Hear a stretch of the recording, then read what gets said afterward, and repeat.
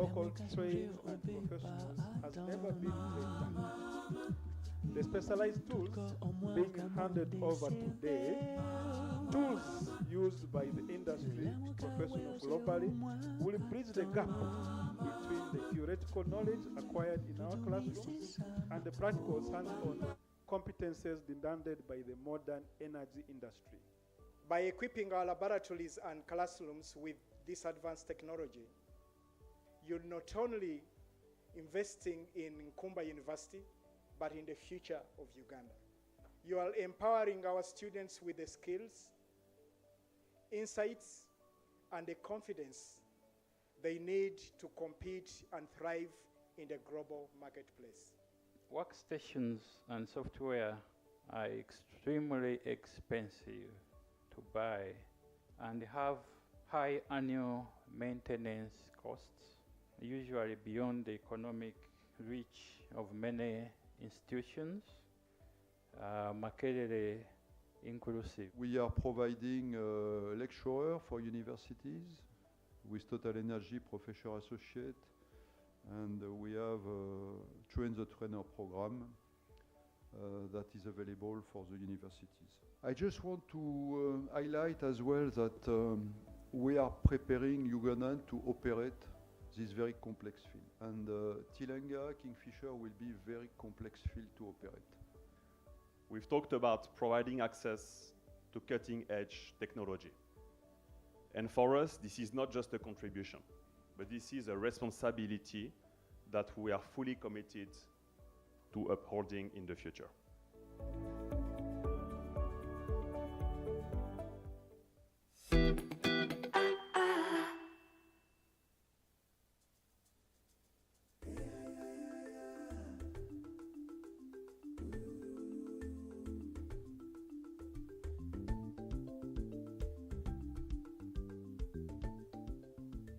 When Total came to me, they said, "What do you want?" I said, if they can bring for me beehive, because I've been doing such a thing in some years.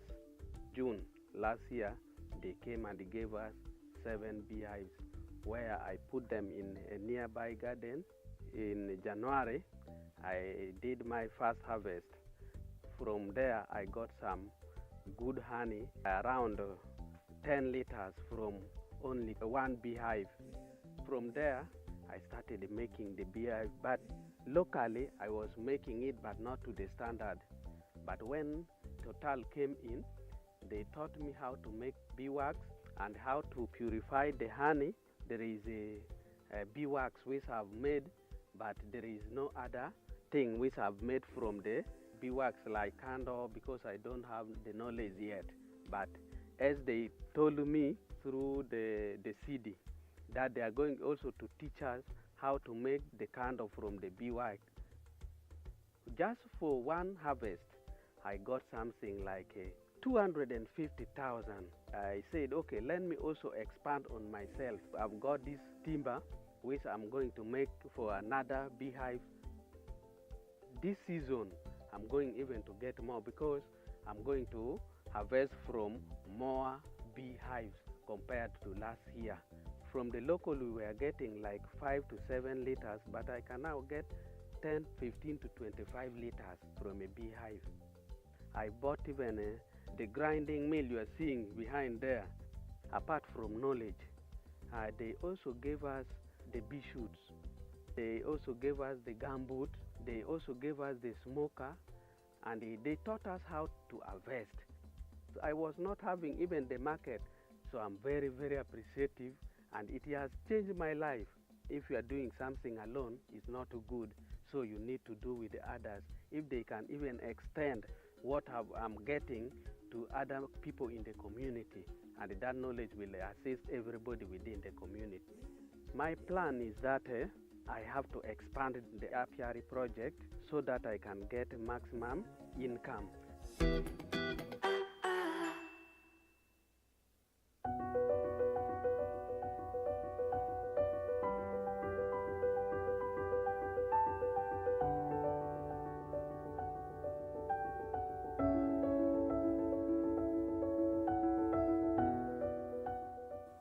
I I think for the last 6 years I've been doing farming, specializing in horticulture, planting watermelon and tomatoes. I got to learn about the opportunities in Total Energies from some company called MSL. There was a seminar at Pakwach Town Council that I attended too. Then they talked about it. I got in touch with Otwikende, Michael, who works with MSL. He came and visited the farm. He took pictures, and then we got on board.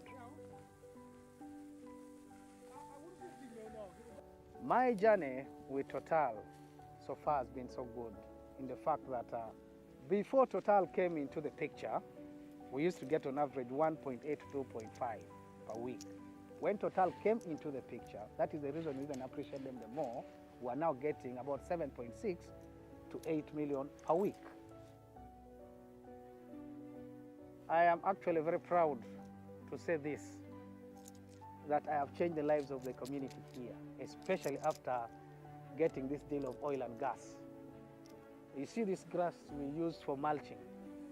We buy a bundle at 1,000 shillings, and we need more than 2,000 bundles. All that money is sunk within the village. Now, how does it help the community? They are using it for paying school fees, they are meeting their medical bills. The youth, instead of going into outside crime, I employ them here. And I employ a big number of people, about 50 to 80 per season.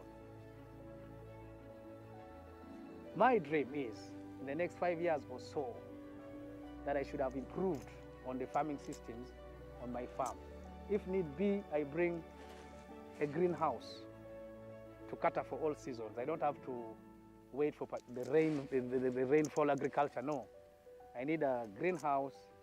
I should have sorted out myself with, say, maybe a building on the farm itself. Testing, 1, 2, mic testing. Oh, okay, it's working. Good morning, ladies and gentlemen. Welcome to today's Supplier Development Workshop, focused on specialized opportunities in the Tilenga project. As keyword there is focused. There are other things also we come to do here. If you've looked at the program, it mentioned that we'll have breakfast, a good coffee, tea, African tea, a fruit, but also network. And I'm hoping that those two items have been catered for. The breakfast, I can see for myself, people have a bit of breakfast. The networking, I'm not so sure. So randomly, I'm going to walk to your table and ask who your neighbor is. And just two things. Number one, what their name is, which company they come from. And if you fail that question, just those two simple questions rather, we'll decide later what to do with you. But it's important that you know your neighbor, especially if you're not coming from the same company, because then it will be a waste of time to know your company mate, if that's the case. We are slightly behind time. What we've been trying to do is to wait for a few more people to join us. And hopefully we start in a couple more minutes. Would love to start this by exactly 9:30. So use the next 6 minutes. Yeah, use the next 6 minutes to wrap up your breakfast, get to know your neighbor, network with them, what they do, which company they represent, and etc., etc. And then we'll start. Thank you very much for listening to me.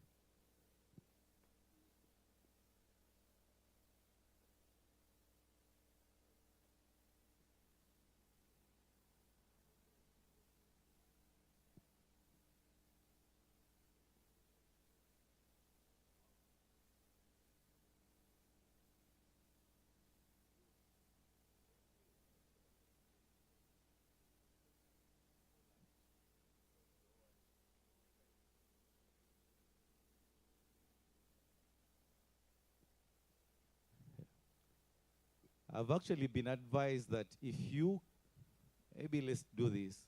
If you come from the same company and are seated on the same table, please put up your hand.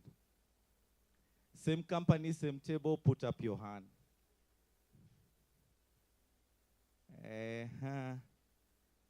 Same company, same table, hands up. There are people I know, same company, same table. There's 3 ZPEB, 4 almost here, yeah? ZPEB, right? Oh, COSIL, yes. COSIL, that's exactly what I meant to say. ZPEB is, so, do you want to find yourselves new friends, or you still want to retain, no? Go find a new friend. That's what I advise.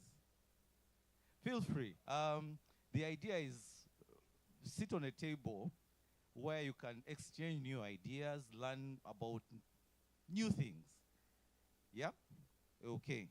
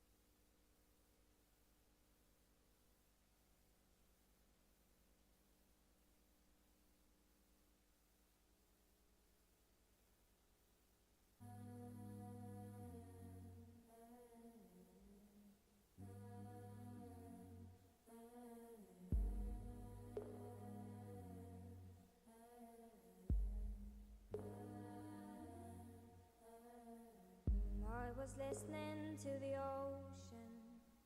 I saw a face in the sand, but when I picked it up, then it vanished away from my hands. Dark. I had a dream I was 7, climbing my way in a tree.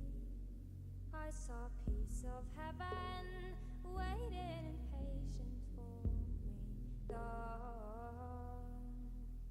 And I was running far away. Would I run off the world someday? Nobody knows, nobody knows.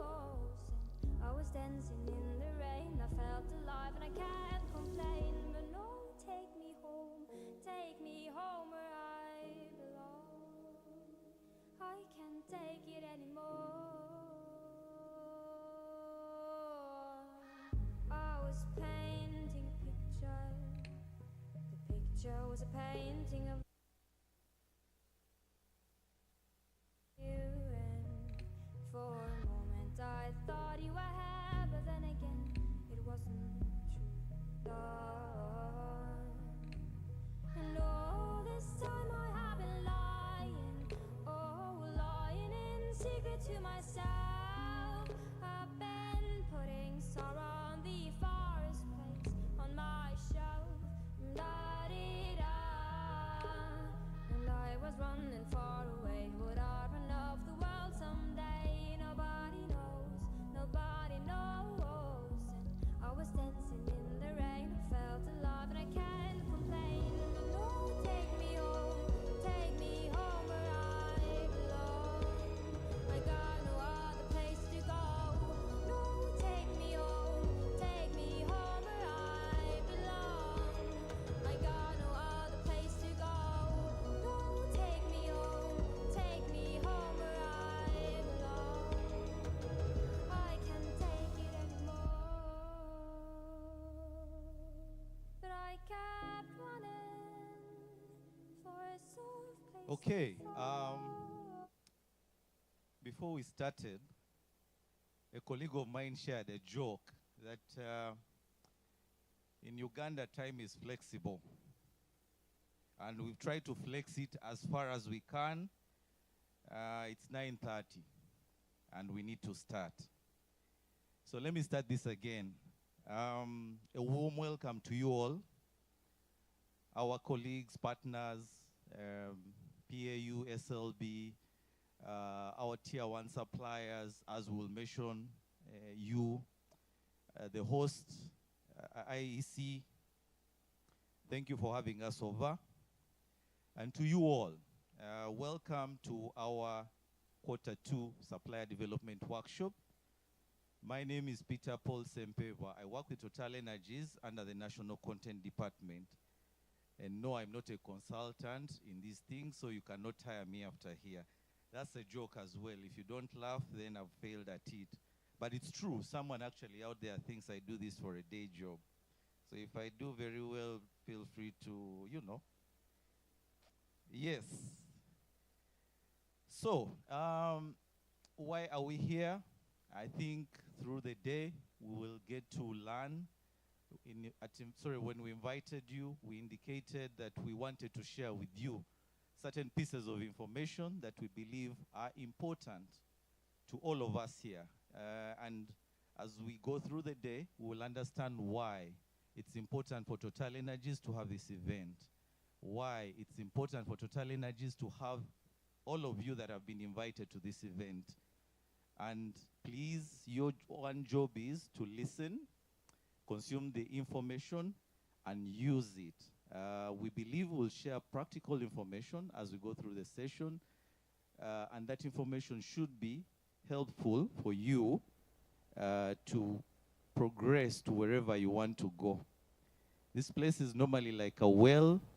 You go fetch as much water as you can for whatever need you have. Some use it to cook, others use it to wash, so it's entirely up to you. With those few opening remarks, I didn't realize MCs have opening remarks, but I've tried. Now, I would like to get us started.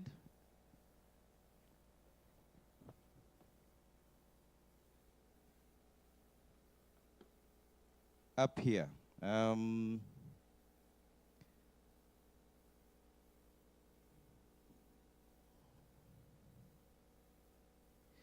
I believe you all have the this agenda on top on your table, and if we don't have it, we're going to have to display it here very shortly.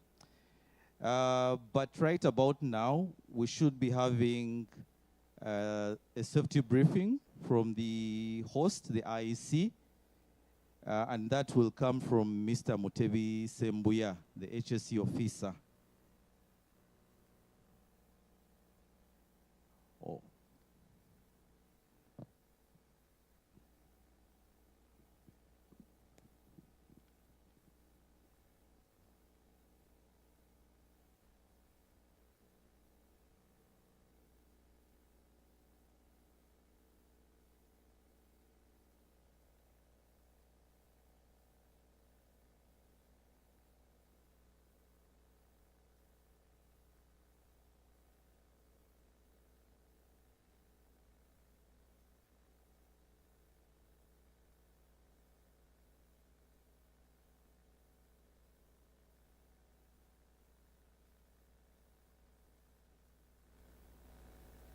Fire alarm go off. If you hear the fire alarm go off, just slowly make your way outside of the gate. We did congregate there and then have a roll call and then wait for the fire brigade for assistance. We also have fire extinguishers and smoke detectors. So please, do not panic. We have those to mitigate the fire risk. We also have a first aid kit, so in case anyone needs medical attention, please inform me or any of the IC personnel and you'll be assisted. We also have waste bins. So if you have rubbish, please dispose of that rubbish in these waste bins because we all have an obligation to keep our environment clean and tidy. And then finally, our bathrooms are just opposite our pantry. Thank you very much. That's a very lukewarm hand clap. Much better. I think it's important for us, safety. It's important for us that we start every event with a safety moment, safety briefing, because we believe safety is central to all of us, to what we do. We want to make sure that you leave this place in the same manner you came, healthy, unharmed, and well, so that you return to wherever you came from in one piece. Thank you, Mr. Mutebi, for that safety briefing. We'll now have a sustainability moment from our own Mr. Nsime, who will also share a bit around sustainability in Total Energies and generally within our community. Thank you very much.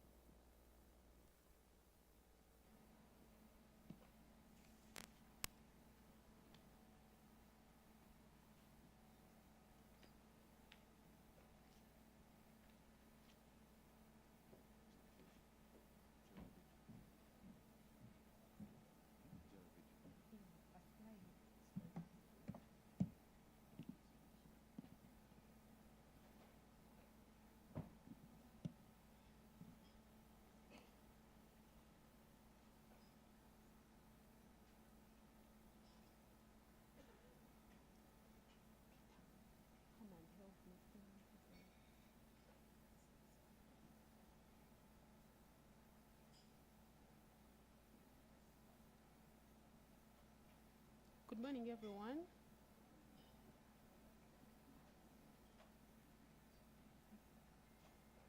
I'm sorry, I think I do not know how to use this technology. Just go to the slide. Go to the next one. Then, where is the next? So my name is Nsime Sarah from the National Content Department. We are very glad to have you all here. What you see right there is our sustainability moment, and it aligns very well with our theme today.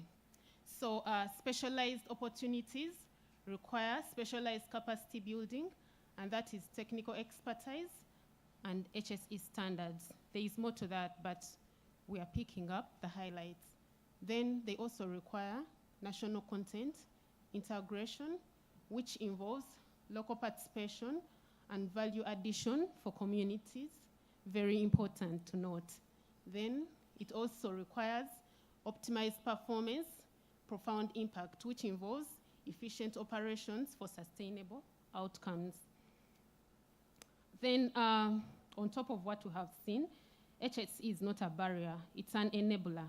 This is one of the most important things to note while executing specialized scopes. So HSE drives innovation in processes and technologies, and then also drives sustained success for long-term operations. Then HSE ensures team well-being, resource protection, trust and partnership with stakeholders.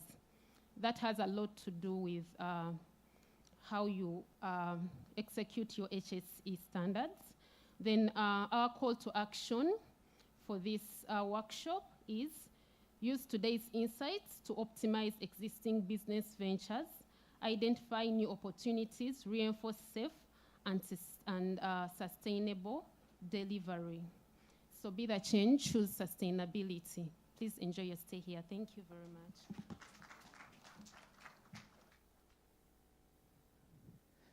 I heard in the audience that that was a nice summary, in case you didn't pick up on it. Thank you very much, Sarah. You want me to start with the technology? You hand it over to. Okay. Thank you very much for that, Sarah. We have had two pieces of information already, one on safety, the other on sustainability. And there is a call to action for all of us. My only job is to ask that you pick up on it. So the first call to action is listen and take it away and use it to better your businesses.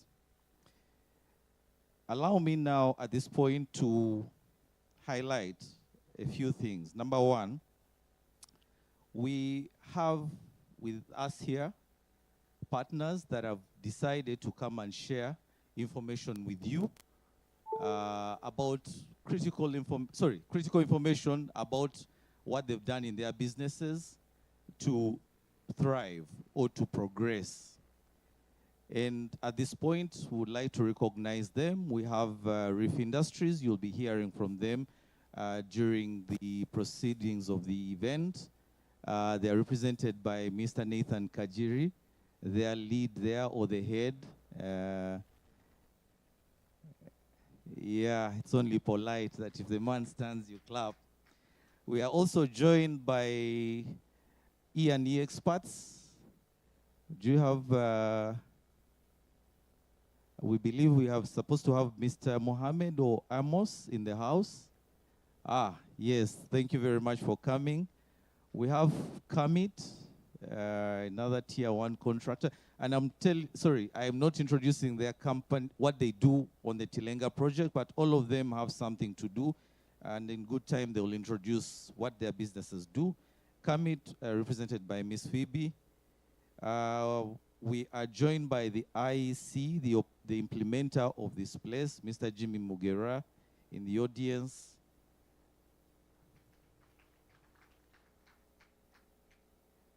And we also have Total Energy, surprise, surprise. And today we have Ms. Rosette Komgisha, representing our management, as well as James.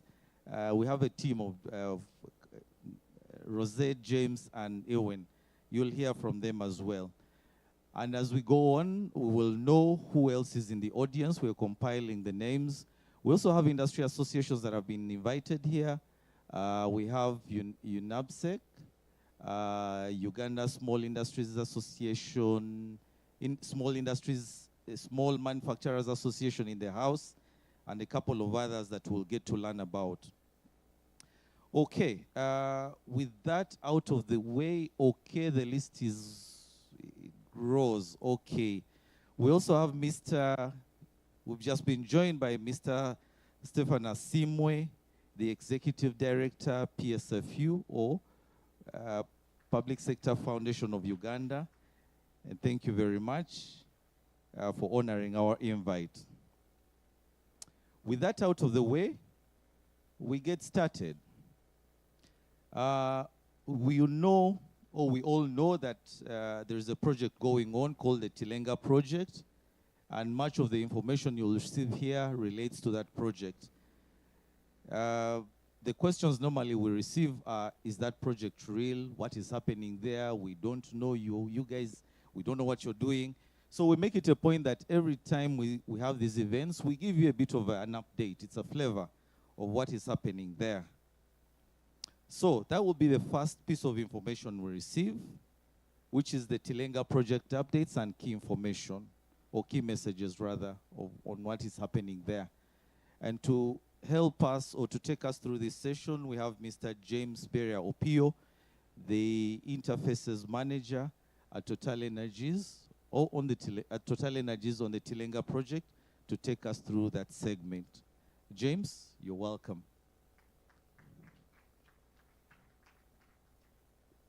Okay, we'll clap for him after he's presented. Much louder, I mean.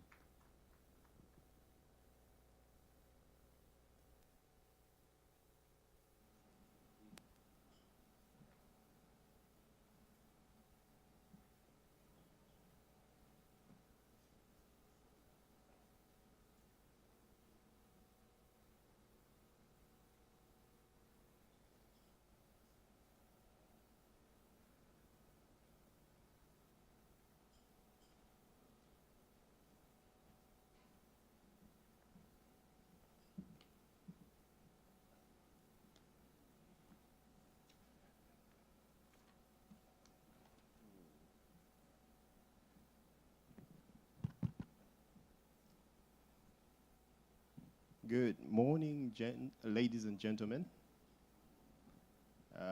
As introduced, I'm James Beria Opio, the Interfaces Manager for Tilenga Project and Acting Upstream Project Coordinator. So my role today is very simple, to basically share with you where we are at in project execution. Okay. So typically, I normally, when I'm sharing project progress, I talk about the different major components of the project. But today, allow me to do it differently.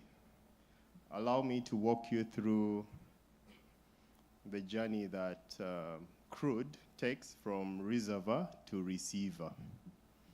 I thought that sounded very catchy, and so I was like, that should be the theme of this update. From reservoir to receiver. Most of you may be familiar with reservoir. Basically, the reservoir is the porous rock in the subsurface that contains your valuable product. That's the crude, oil, and gas. Now, for those who may not know what a receiver is, I've actually shortened it to be politically correct. Most people will call it a pig receiver. Pig. And if you've been in the oil and gas industry for a while, you'll know that we have a morbid fascination with animals. I remember when I joined the industry some time back, we were introduced to terms like monkey board, mouse hole, rat hole, stuff like that. It appears the pioneers of the industry were farmers and hunters, and so you'll find that there are lots of terms and acronyms that are borrowed from that world. Okay? So why from pig to receiver? Because as you may be aware, the main goal of the Tilenga project is to set up onshore facilities for production, storage, and finally export of heavy and waxy crude. Okay?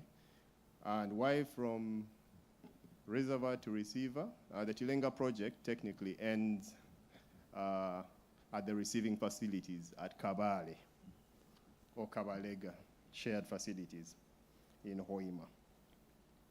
Okay, so allow me to run through where we are at as a project with that in mind. So, as most of you will be aware, the valuable product that we are trying to get out of the ground or out of the reservoirs, the oil, exists in equilibrium with gas and water, the reservoirs. For us to contact that valuable resource, we need to drill wells from the surface to those respective reservoirs. Altogether, within the Tilenga project, we should be able to drill up to 420 wells and produce the resources therein. And as we speak, at the moment, we have drilled about 134 wells out of the 420. And these wells are being drilled from different well pads. Again, as we speak, 9 of those well pads basically have drilling completed on them. So, and that's an important milestone. We can actually clap. And bear in mind that we just need 6 well pads for us to have fast oil. So 9 well pads have currently been completely drilled from. We can thank the teams that are here. Apart from our own team, SLB has been very instrumental. You can actually clap for yourselves. And all the other stakeholders who in one way or another support our drilling operations. So once you've drilled your wells and completed them, the resource has to get to the surface.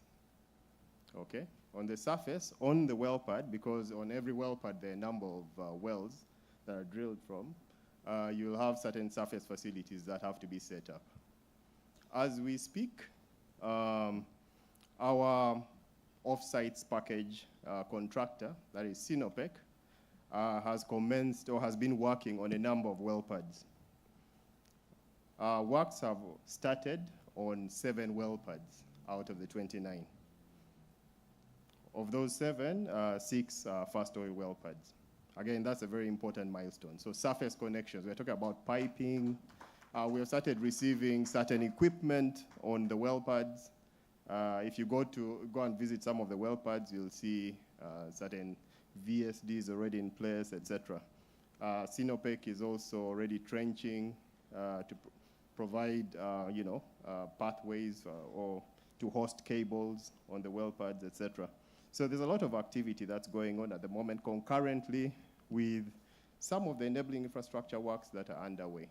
On a well pad, just to backtrack a bit, before you have a rig coming on, you'll have a team of contractors. In our case, Motor Angel has been that contractor that has been preparing the different sites. Okay, doing a lot of earthworks. They make sure that they set up the cellars, etc., which will eventually host the wells. So as we speak, Motor Angel has done a fantastic job, and about 13 well pads have had enabling infrastructure works more or less completed on them. Okay. Going forward, about, as we speak as well, 10 other well pads are currently under preparation by Motor Angel, meaning that in a very short while, we'll only be completing the remaining 6 well pads to bring that total number to 29. Okay? So, still on those well pads, okay, after you have your oil and gas on the surface, it has to get to the central processing facility where you have separation of the oil, gas, and water. For you to connect the central processing facility to the well pads, you have a network of pipelines and flow lines. Again, we have a team within the off-site surface facilities package who have been doing that. Sinopec has been at the forefront of that, supported by subcontractors like Plumbase and Prand. So, as we speak, of the 170 kilometers of flow lines and pipelines that have to be installed, 110 kilometers have been welded, which is a significant milestone. Okay, so in the north, we are more or less done.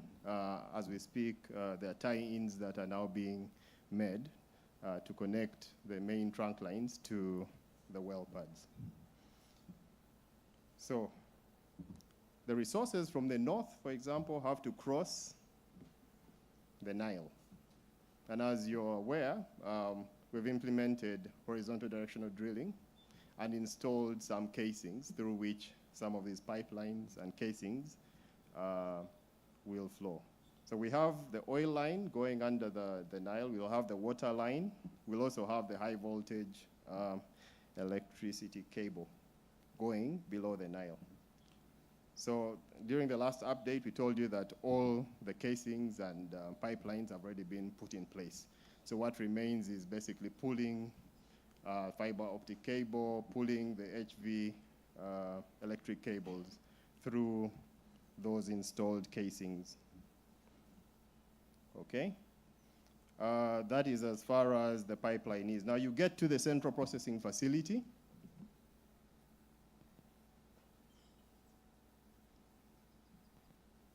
So when you get to the central processing facility, most of you will be familiar that towards the end of last year, we had to take the executive decision to transfer the construction scope from McDermott to their joint venture partner, Sinopec. As we speak, mobilization is ongoing, and companies actively supporting Sinopec to bring in experts. About 200 of these have already come in from China, and we're also mobilizing Ugandans. About 600 Ugandans have been mobilized to execute that scope. And so the idea is, if we're able to, if we're able to execute that works according to plan, we should be able to have our major milestone, that is first oil, at the end of July 2026.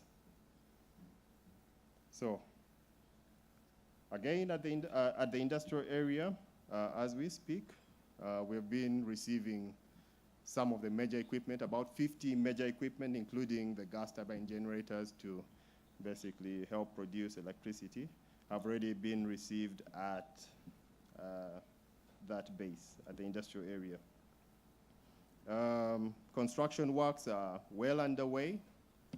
In terms of concrete foundations for the different equipment, about 80% of them have already been laid.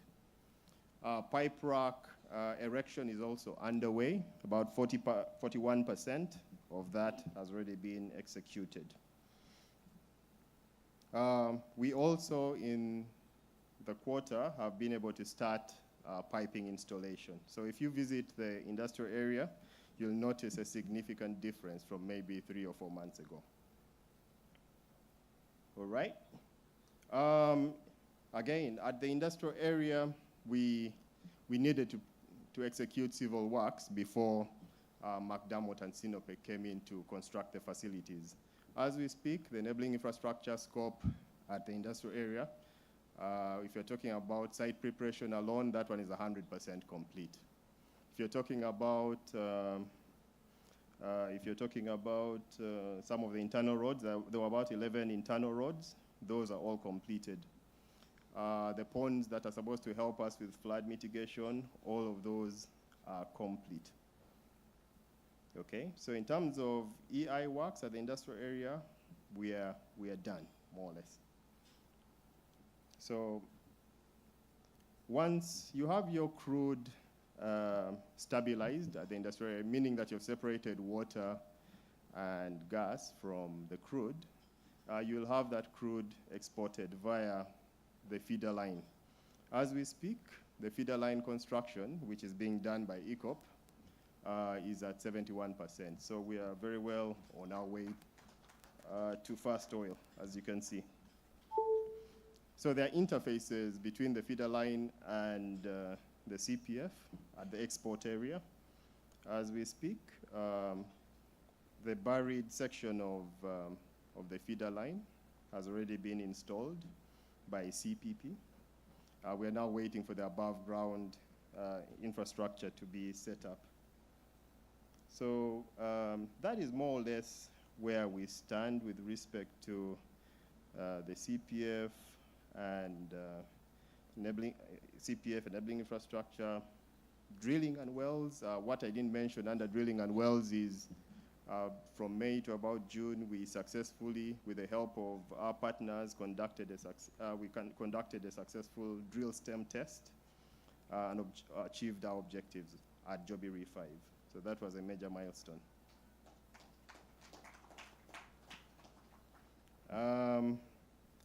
Most of you will also know that for us to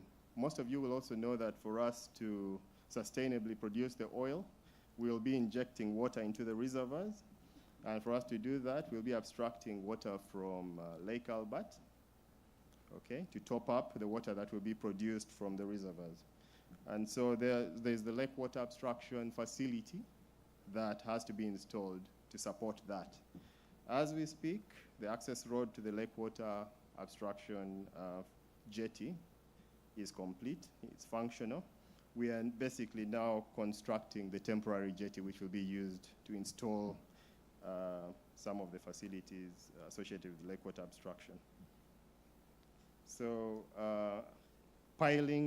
sheet piling works are underway at the lake water abstraction jetty. We should be able to conclude that at the end of this month. So I've more or less covered progress right from reservoir to the pig receiver at Hoima. All right. So next.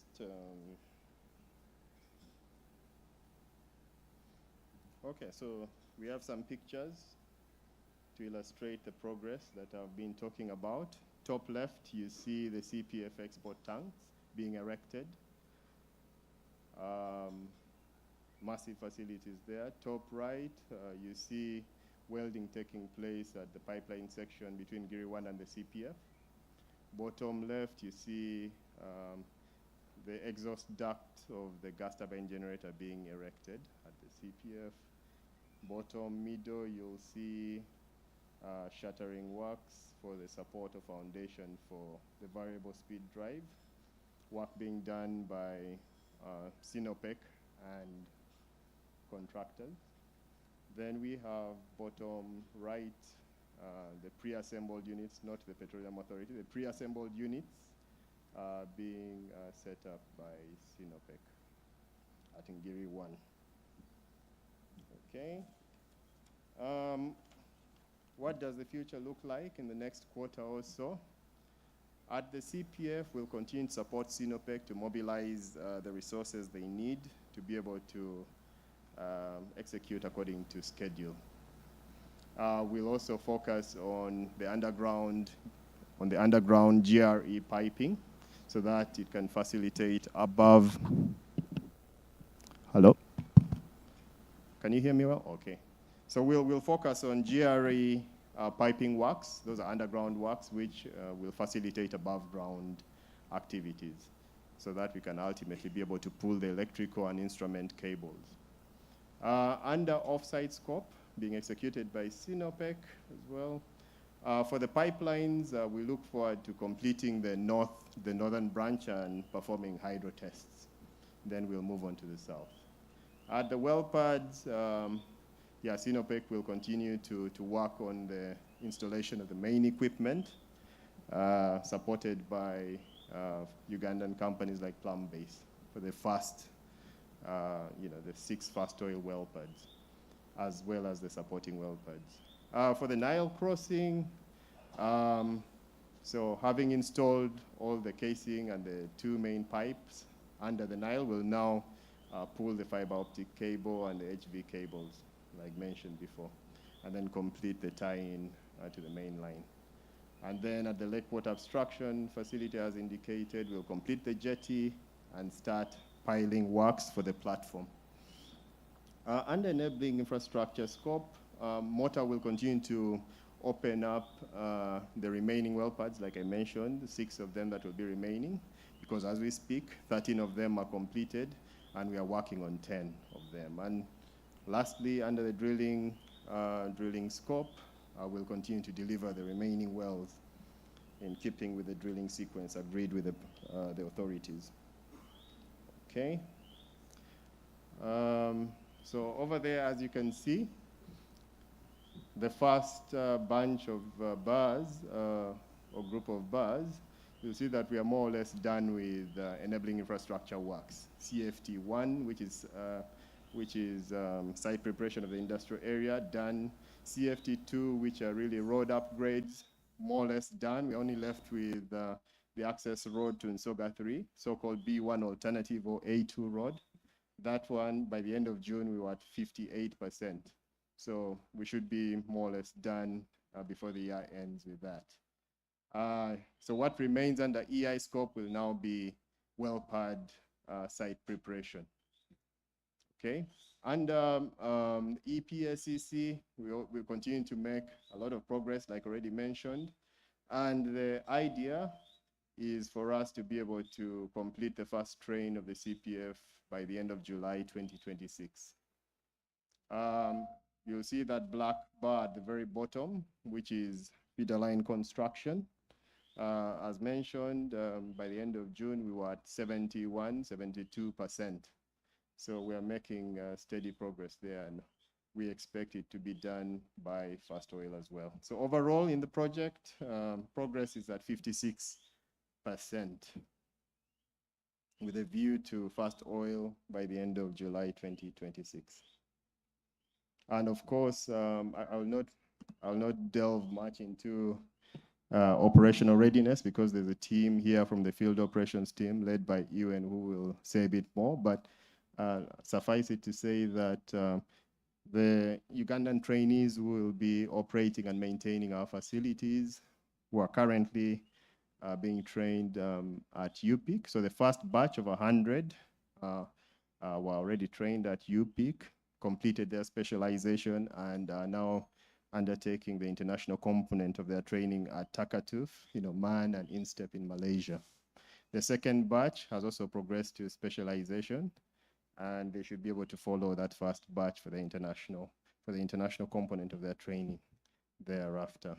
So the field ops team continues to support UPIC by sending our team members to go and make presentations to the trainees to prepare them for life after training. And we continue to tender operations, maintenance, and inspection support services, as the team members will elaborate going forward. So with that, I'll say thank you. Much appreciated. Another round of applause for James. I didn't announce this at the beginning, so I don't know how to implement it. one of you are supposed to come up here and sort of wrap up what James has just said. Starting from the back, if you can, please put up your hand. I think part of the duties of an MC is to provide key takeaways. Anybody? Somebody? Not Jimmy, huh? No, Jimmy. Somebody at the back?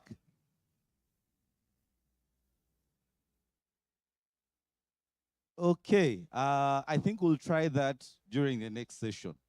And ladies and gentlemen, all I'm trying to say is key information, please pay attention and carry away what you will need to go and use when the day is done. Thank you, James. I think what we've had together is that the project is progressing. That's number one. That there is a lot of hard work that is being put in to make sure that we realize the dream of Fast Oil with the multiple facets that he's just demonstrated or talked through on the project.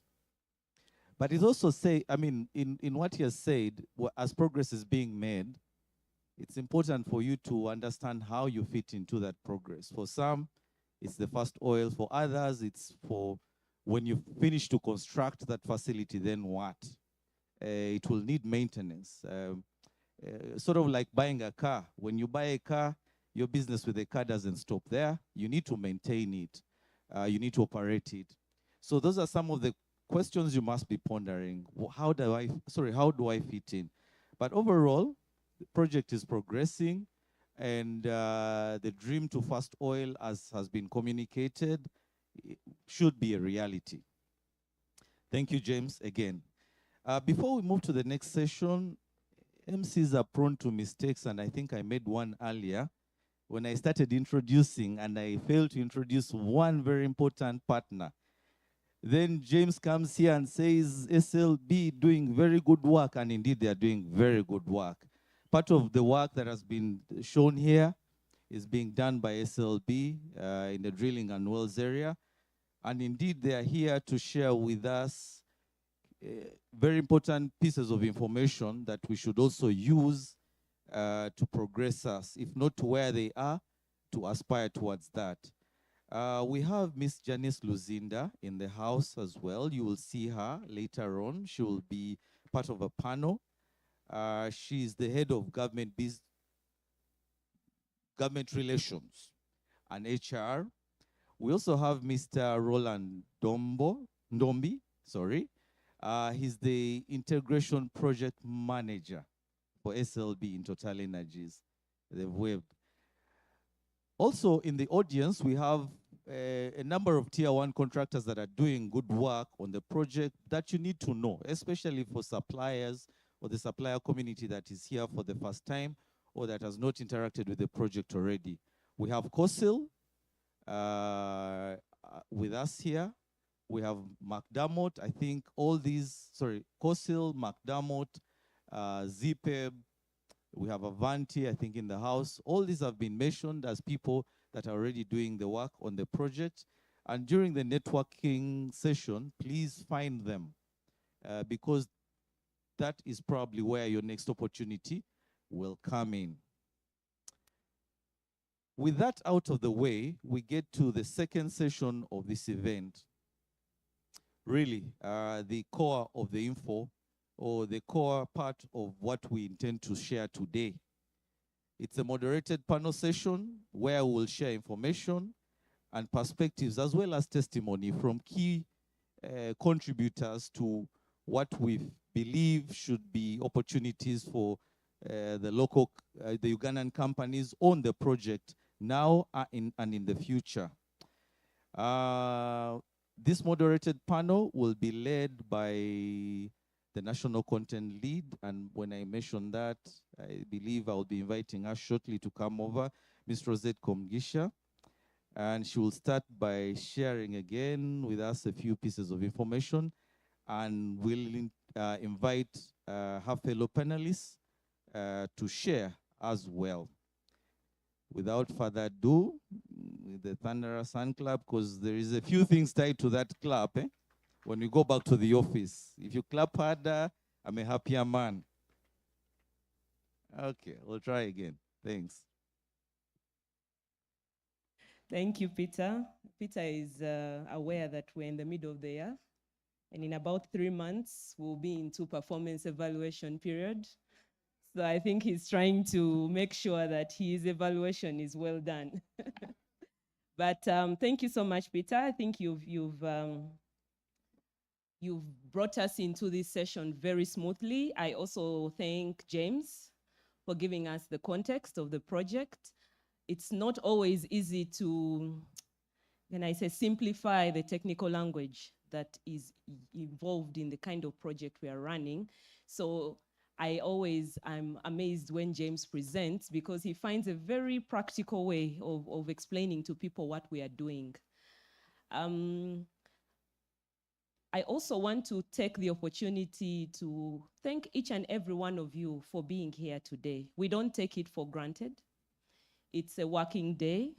Some of you are online because you're not able to join us physically, but we take your presence and your attention and participation very serious. We value it, and I thank you all for being here today. I would like to also appreciate the presence of our joint venture partners. CNOC, we have Mr. Jerome Emuk, who is their National Content Supervisor, as well as Ms. Florence, who is part of the National Content team. And I believe the team from UNOC have sent apologies. They may be coming in later, so when we have them on board, we will let you know. So, why are we here today? I want to first give context into our theme for today's workshop. And the starting point is the fact that we as the National Content Team of Total Energies and Total Energies broadly are focused on trying to maximize Ugandan involvement in our project. And we cannot do that without checking in on what is happening, as well as supporting local companies. So we use these quarterly supplier workshops as platforms where we exchange information with you, where we give you updates on the project so that you're able to understand where you can come on board and provide your services.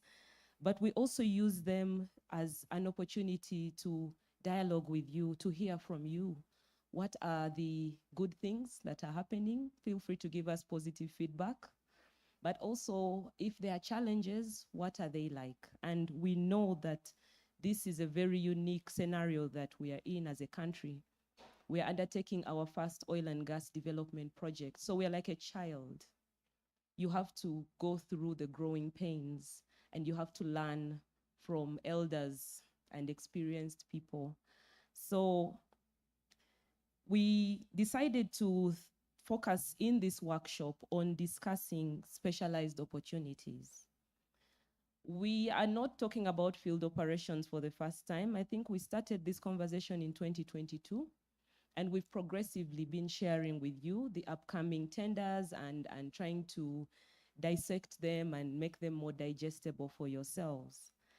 And why are we focusing today on this subject?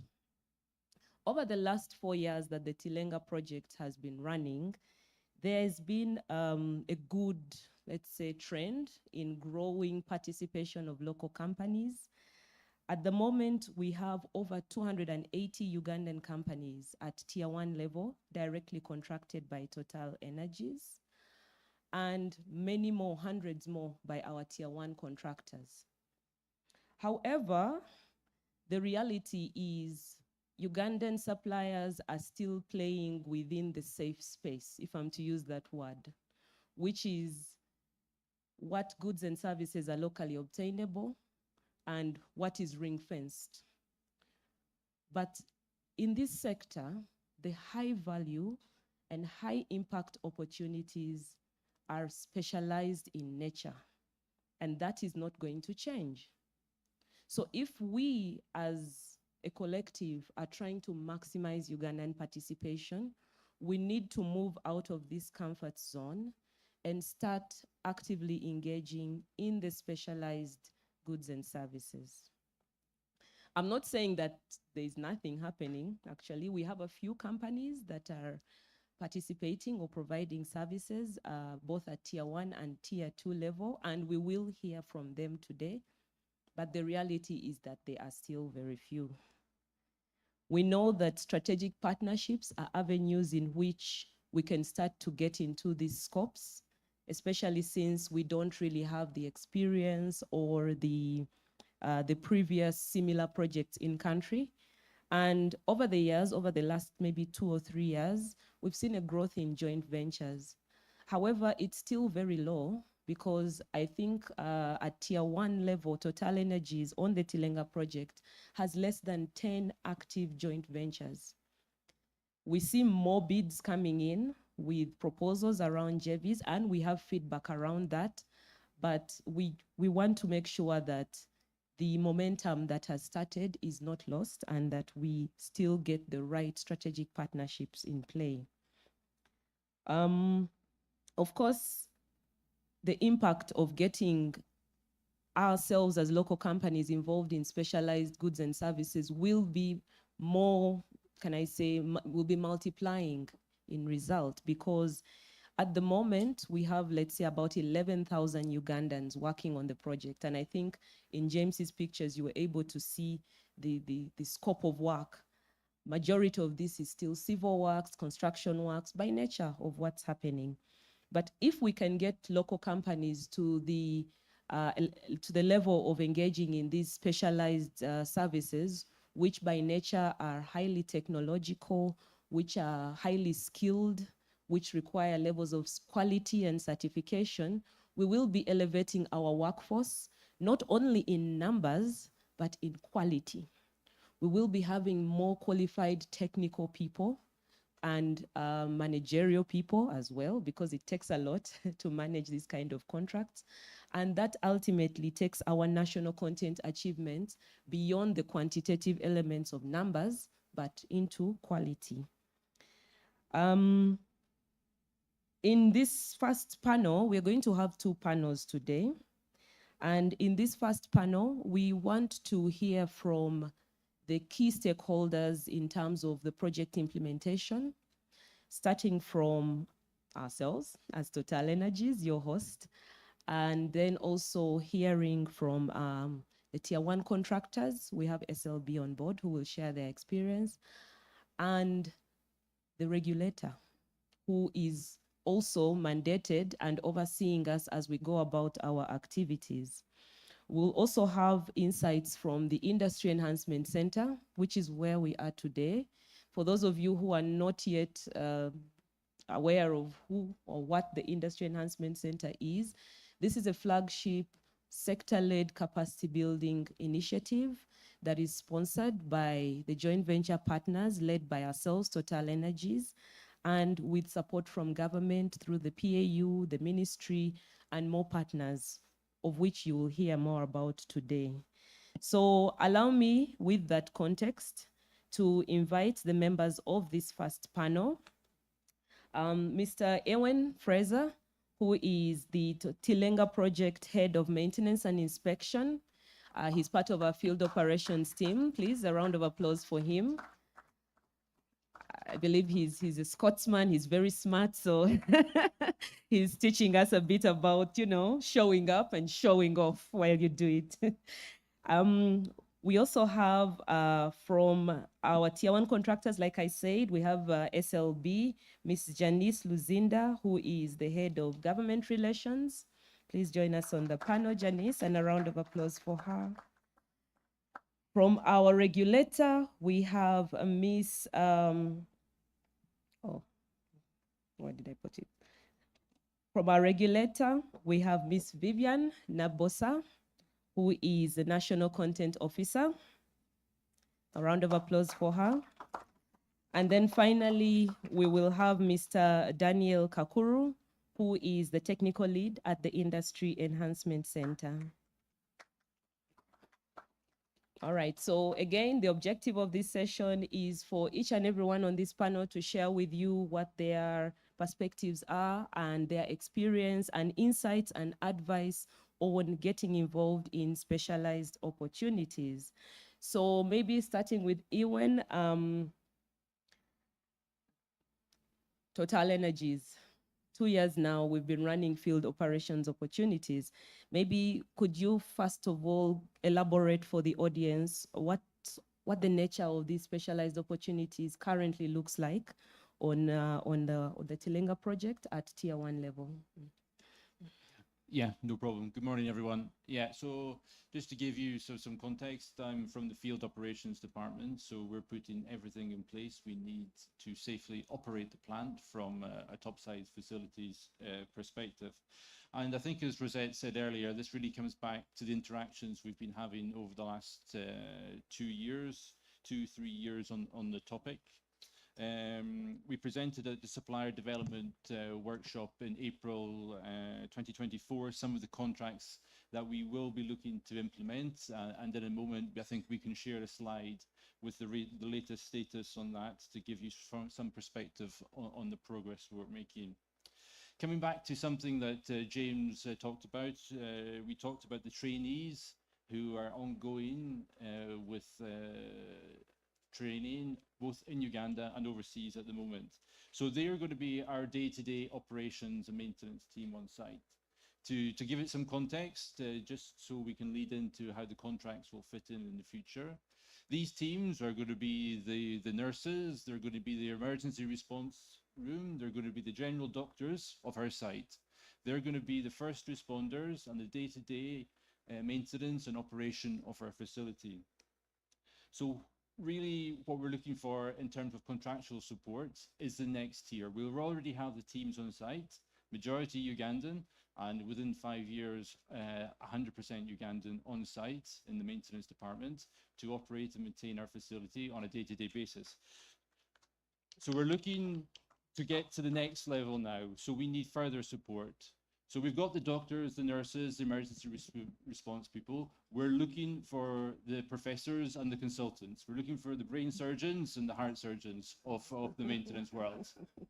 We're not looking for day-to-day. So there's two main areas where we're looking for support, and that is in specialized maintenance contracts. We're looking for people with the real knowledge, fundamental understanding of the equipment, which goes beyond the levels that our own teams have. These are going to be the technical experts on these pieces of equipment who have the knowledge that we don't have on a day-to-day basis. So that's one area for specialized maintenance contracts. And the second area was really in support services. So for support services, we're talking catering. We're talking fabric maintenance, which for us is painting, scaffolding, insulation of the equipment. Industrial area maintenance, so maintaining the infrastructure of the facilities we have, the buildings, the HVAC, etc., and also inspection services. So what we've seen today is we've seen some really good and strong participation from Ugandan companies in that area, and it's really heartening to see contractors bidding for the works here. So that really gives it a bit of a context of what we're looking for in terms of operations. We have the day-to-day. We're looking for you to engage and provide us with the specialists we need to support us for the operations phase. Thank you, Ewan. A round of applause for him. I think one of the key messages, which I don't know if people heard, but the fact is that the opportunities exist both at an employment level, of which the field operations team has already recruited a majority Ugandan workforce, and at the contracting level. And what you saw on the screen is what you've seen before, where we broke down the field operation contracts, and we're just giving an update as to where they are in terms of process, sourcing from the market, as well as award status. And that is at tier 1 level. I'd like then to move on to Janice. As a tier 1 contractor, of course, we would have loved to have all our tier 1 contractors here, but there are so many. So we picked on yourselves, SLB. Could you share with us maybe some context into what you do, or what you provide the project, and what opportunities exist for local companies in specialized areas within your area of operation? Thank you. Thank you very much, Rosette. I would first of all like to start by correcting my position title. Okay. It's Government Relations and National Content Representative. I'm not HR. My boss must be watching this and going, what's going on? No, I'm not HR. A National Content Representative for East Africa. Okay, before I go into your question, I just want to give a brief overview about SLB. We rebranded about 2 years ago. We are a global technology company driving energy innovation for a balanced planet. And we do that, of course, all over the world. We have a global footprint in about 100 countries, and our nationalities actually double that number. When you look at our name right now, the Balancing Act, SLB, we were previously called Schlumberger, that most of us in this room had failed to pronounce. So I think now it's much easier for you to refer to us as SLB. So we have 3 values to achieve our projects. And the first one being people. These are the spirit. They are spirit of who we are. We recruit where we work and empower people through structured trainings. And we have technology because we are innovators in the industry globally. And performance, we cannot do this work without safety and sustainability. Now, on Tilenga, what are we doing for Total Energies? In James's presentation a little earlier on, he spoke about drilling. So we are the main contractor for directional drilling for Total Energies on the Tilenga project. And with 134 was 31% have been drilled so far. So the other service that we offer for Total Energies is lower completion and upper completion with artificial lift, and of course the wellhead and Christmas trees, not the other Christmas trees. These Christmas trees for the well site. Then to support these operations, we have 149 employees, of whom 65% are Ugandan, and of that 40% are female. I said of that, 40% are female. If you come to our operations, you will see the engineers whom we have done so well, to build capacity and to ensure participation of female on the project. Rosette, you asked about the opportunities. I just want to mention that before I go there, I'm glad to say that 90% of our tier 2 contractors are Ugandan companies. I said 90% of our Ugandan tier, they are Ugandan companies. And we are, very, very glad to see the progress in regard to quality on the project and the opportunities that you asked about currently. We do have welding, inclusive of tools such as, nails and other welding material. We have maintenance and repair operations coming up, machine shop and inspection, and also supply of electrical accessories. And these will be available between Q4 and Q2 2026 next year. Thank you. All right, thank you, Janice. A round of applause for SLB and what they have so far achieved, as well as what they are aspiring to. So we've heard from the operator, we've heard from a tier 1 contractor. They've established the fact that there is a wide range of opportunities in specialized areas. Of course, this will not be fully divulged into today, but please keep on the lookout for the information that will be shared post the workshop, as well as the contractors' own supplier workshops. I want to first, before I go to the authority, as well as the IEC, I want to come back again to get from the operator's perspective or experience. Ewan, how has it been so far in trying to contract these specialized scopes? How have Ugandan companies participated, both at the bidding level, but also in execution? What story can you tell us so far? Okay, so in terms of, obviously we're preparing for operations, so we have limited contracts in operation at the minute, so I'm going to give you some feedback on where we are at the moment. So we've been actively bidding across a number of these specialized areas. So as I said, we're seeing good feedback in the areas of the support services, the catering, the fabric maintenance, etc. We're really pleased to see the level and engagement there. having some progress on the specialized maintenance. As I said, and to go back to what I said, we're really looking for people with that in-depth knowledge to the next level. Now, a lot of this equipment on the Tilenga facilities is very specialized. So what the feedback I can give so far is in terms of the capability of the suppliers in country and their technical knowledge on these pieces of equipment. I think we're looking for you more to upskill yourselves or to partner with suppliers who have that skills and experience on these pieces of equipment, to form that bond together, for you to show to us that you have and your partner have that capacity, the knowledge and the understanding. You know, I'll give you one piece of example. The air compressors that we have on site, we have 3. Each is 1.2 megawatts. That's massive air compressor. It's not, and we only have one other set of these in the entire Total group. So they're very specialized pieces of equipment. We need you to show when you come with your call for tenders that you have the experience or you have the partner to build that capacity to give us that real, true knowledge and support we need in the operations phase. So that's the main feedback I can give at this time. I'd also say it's not a static process. You know, we've listed the contracts in our progress. Maybe you've missed out this time, but these contracts are going to last between 3 and 5 years. So look at your company's profile, look how you can build yourself to support us and be ready for the next time round. The oil industry is going to be in Uganda for a generation.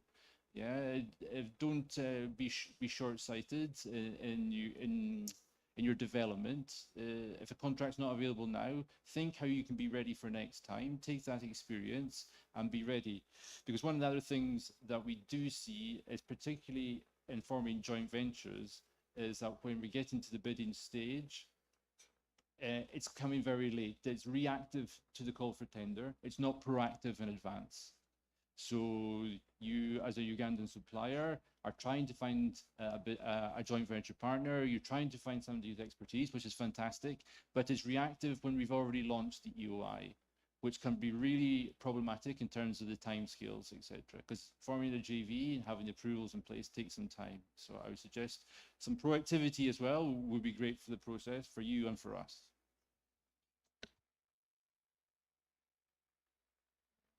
Thanks, Ewan. I think that was a very clear message. There is good participation, and my understanding of that is that many more companies are now putting in bids for these field operations services. However, there are challenges that have been observed around competence, abilities, and like Ewan said earlier, the people that are kind of being looked for are the specialists. You know, for me, my understanding was when I go to a hospital, I don't want to be diagnosed for a complex issue by an intern. I want the specialist. I want someone who I can trust, who has had years of experience, who has the credibility in terms of training and so on and so forth. So the levels of expertise needed have to be built. They are not going to be made overnight, but there is hope because they can be built, and our sector is here for a while, and we need to look into that kind of investment. So Janice, again, going back to you, what has your experience been so far? Do you have some companies that you are already engaged with, and also what other observations have you made at tier 2 level? Thank you, Rosette. If you look at the supply chain, if we're to go back to 2022, when operations had just started for us as SLB, there were very few companies. When you put out the EOIs in December 2021, that was the first EOI we put out. The responses we got were very few for specialized services. But now, when we advertise for services, we have seen more companies being registered and coming up, and more JVs, people partnering together to partake of the big cake. I think it's a good thing to see that Ugandans have now realized that they need to supply the industry that is really the first one sort of industry in Uganda right now. I believe that, you know, when it comes to quality, Rosette, for us, service quality is very, very, very important to us. We even had a supplier workshop where we addressed this issue in Q1 at the DSB, because we have a robust system when it comes to quality management that includes HSC, human rights, and sustainability. We found gaps in that space for some Ugandan companies. It hasn't been a very good experience with some of us, unfortunately, for the Ugandan companies, but we continue to engage them to build their capacity through our continuous audits with them as well. And I see that, or we've seen that quality has improved, and we were even able to award some of our companies during our supplier workshops, including SIVA, Mercantile, Smart Compliance, ATS. It was good to see that quality has now become something they are taking serious. And then also the other experience we've seen is that, you know, our operations are in Bulisa, and sometimes the person that wins, or the company that wins the bid, is based in Kampala. So it has been a sort of a challenge to get them to mobilize over there, but now we are seeing them setting up shop in, you know, in the area of operation, making it easy for us to run to them in case they have any issue or anything that would need from them to address quickly. Thank you. Oh, thank you, Janice. Interesting. I like that there's a trend in terms of improvement. And again, the oil and gas sector is about quality. It's a performance-driven sector where the technical deliverables have to be achieved in time, at reasonable cost, in a safe manner, with all other quality elements, including national content and social environmental requirements. So please keep this at the back of your mind always. You mentioned something about companies not being present in the project area, and it reminded me, I always like to ask the audience, how many people, by show of hand, have been to Tilenga? Okay, this is much better than quarter one. I think in quarter one, there were just a few hands, but it's still not 50% of the audience, at least the physical audience. Maybe the online audience was better.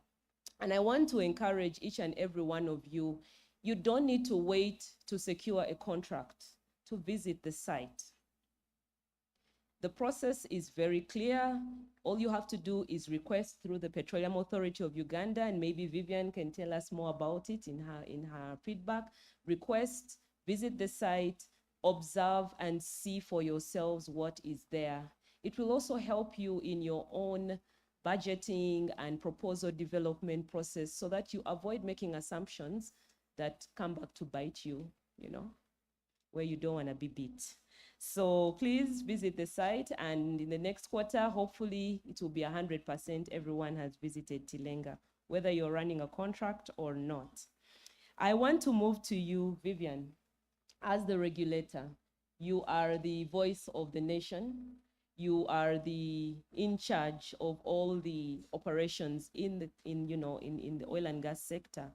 Could you share with us what your insights are, and maybe give so that we can have a 360 understanding? We've heard from the operator, we've heard from the contractors, but you as the regulator overseeing everybody, how have you observed the involvement of local companies in specialized scopes so far on the different projects?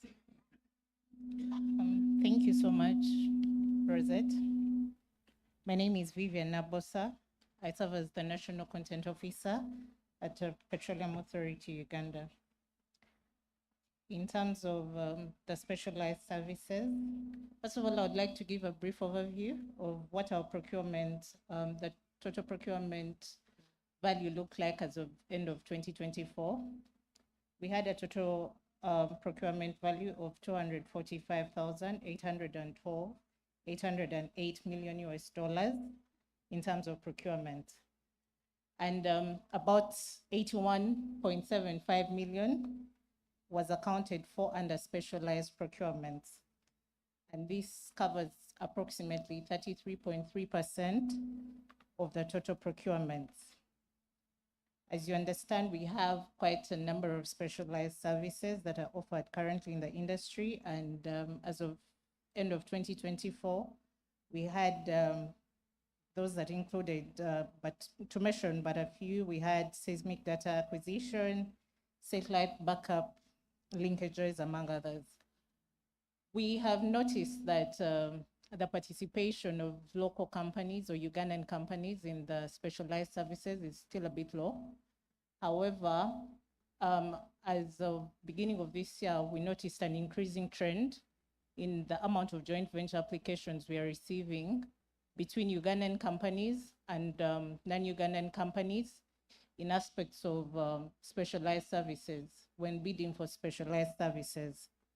And I think this is something we appreciate as the authority, and we commend the Ugandan companies that are taking the step to actually get into joint ventures with the foreign companies to carry out these specialized services. It is indeed true that as local companies or as Ugandan companies, we do not really have the capacity to carry out, we do not have versatile and large capacity to carry out some of these specialized services. However, I would like to encourage the audience that that does not mean that as Ugandans we should be left out of the specialized services. And that is why as the authority, we keep encouraging the Ugandans to get into these joint ventures so that it not only gives them room to participate, but it also gives the Ugandan companies room to learn, such that in the future, when these specialized services are being advertised, they can actually take on the mantle solely as Ugandan companies to participate. Thank you.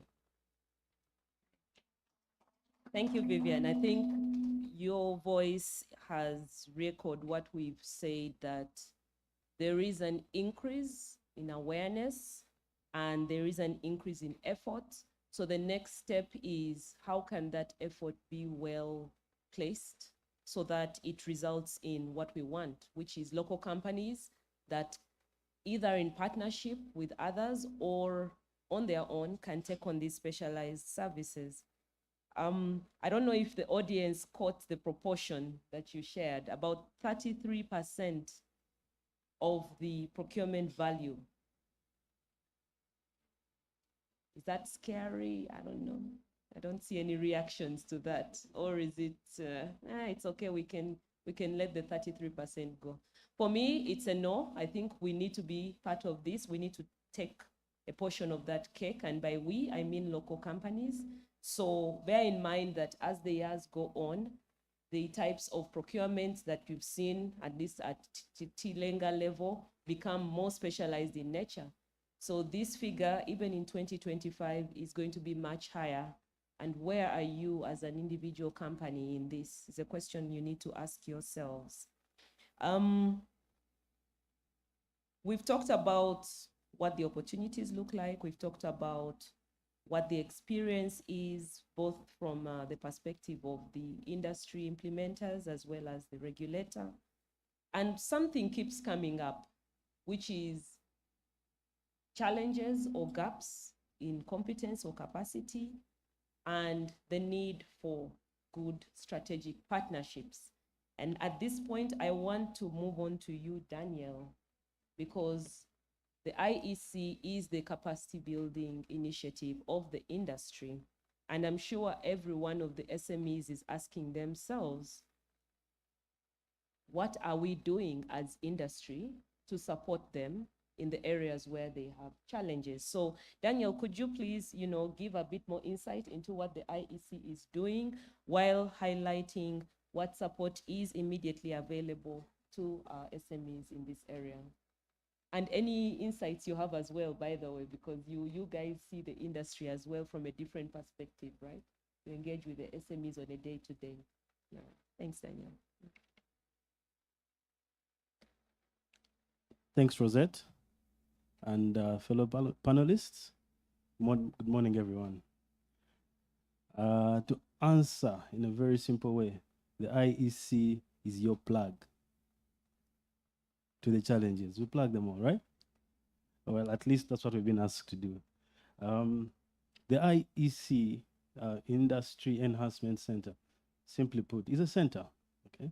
Physically on Ngabo Road, you're here, everyone is here, and we're a center of excellence. And what have we been asked to do? Our sponsors,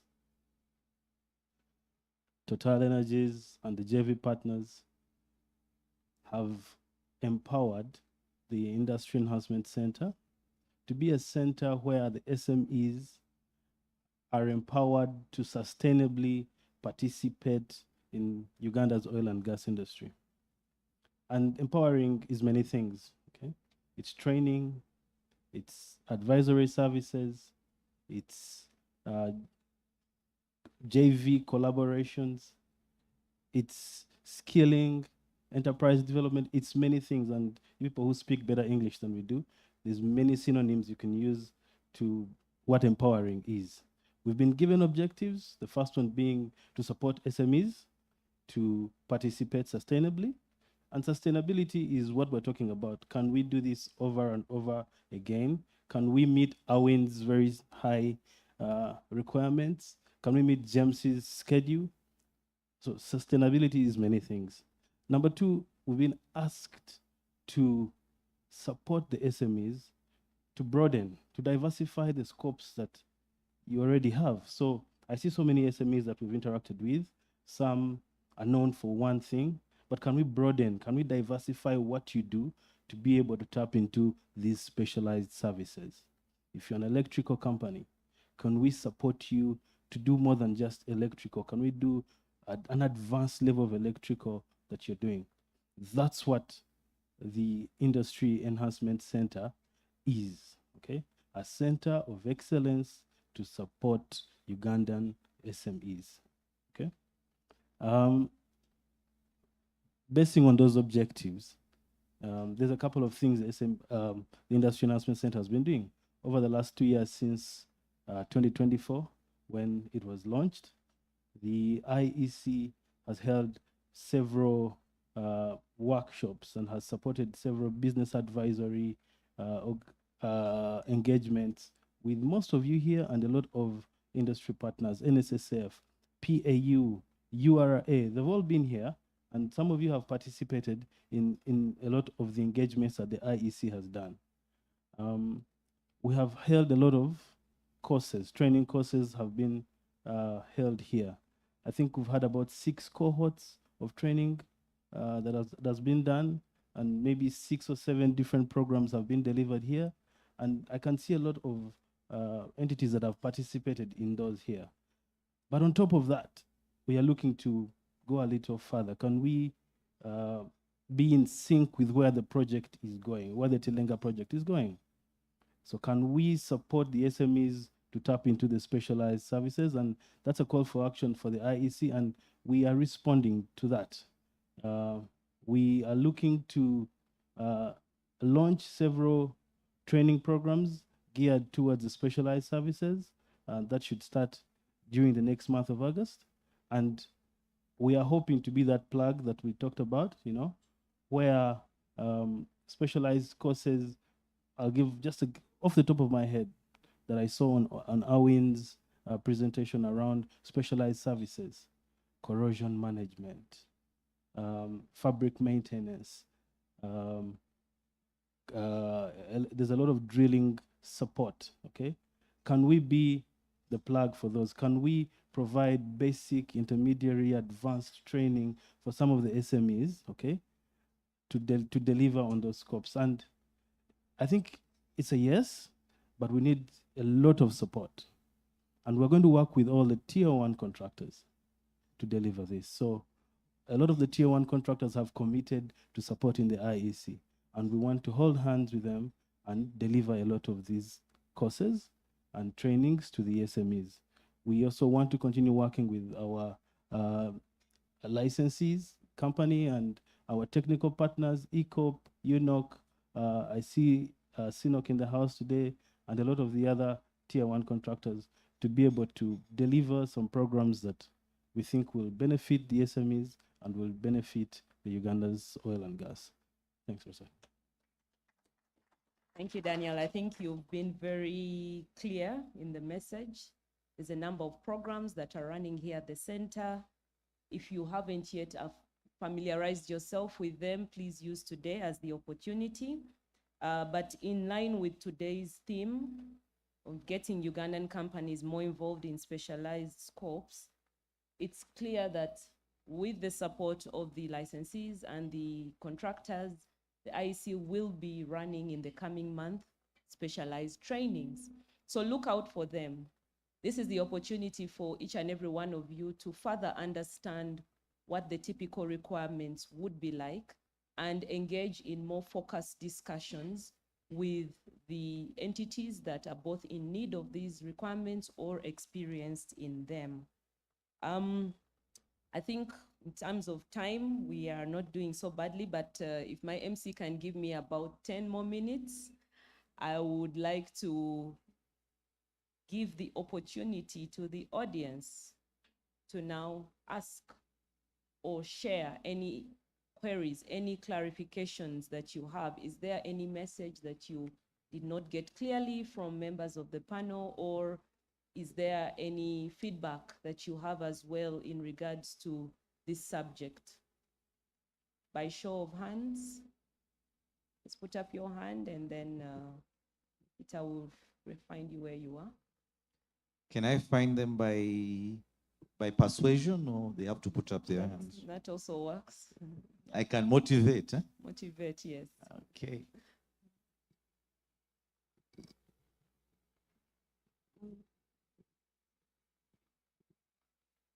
Good morning, ladies and gentlemen. I'm called Margaret. I'd like to thank Total and IEC for organizing this event. I work with BBT Contractors Limited as the HSE officer. We do procurement, construction, electrical works, and many others.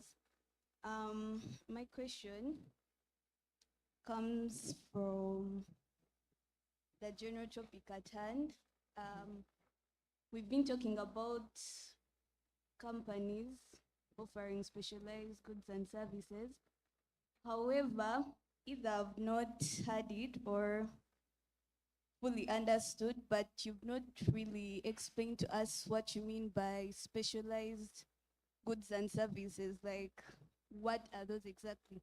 What are we doing now that is different from offering specialized goods and services?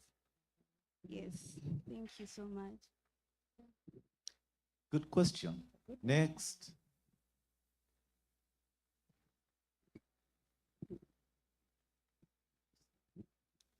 Thank you. I'm called Moses Bianguye. I come from Uzia. I'm a member of Uzia. Largely for us, we are in the manufacturing of tissue, toilet paper, serviettes. However, also I want to add on, can we get know the tiers? What makes tier 1, what makes tier 2? Thank you.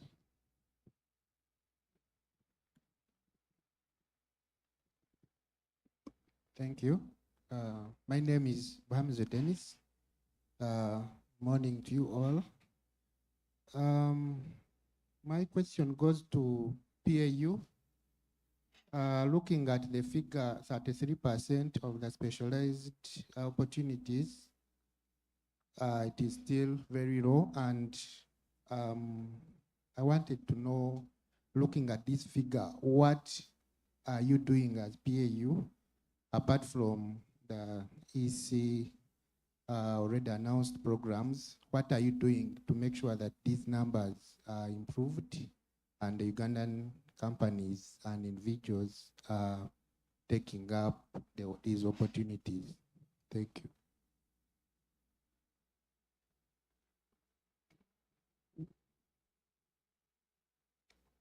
More questions? No?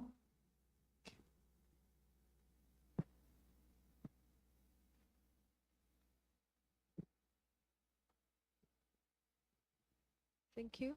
Good morning to you all. My name is Ankuna Gabriela, and every now and then through the discussion, you were mentioning examples of specialized opportunities. You talked about the repairs and the equipments. And then I had Petroleum Authority talk about data acquisition, satellite backup. And my observation is, I don't know if you could give us more examples to kind of open up our minds, because you talked about reactiveness. So if you could give us a few more specific specialized opportunities that we can proactively prepare for and seek out companies that are more specialized, so that we open our minds to companies that we can partner with, so that we are able to anticipate a need that we can prepare to solve. Thank you.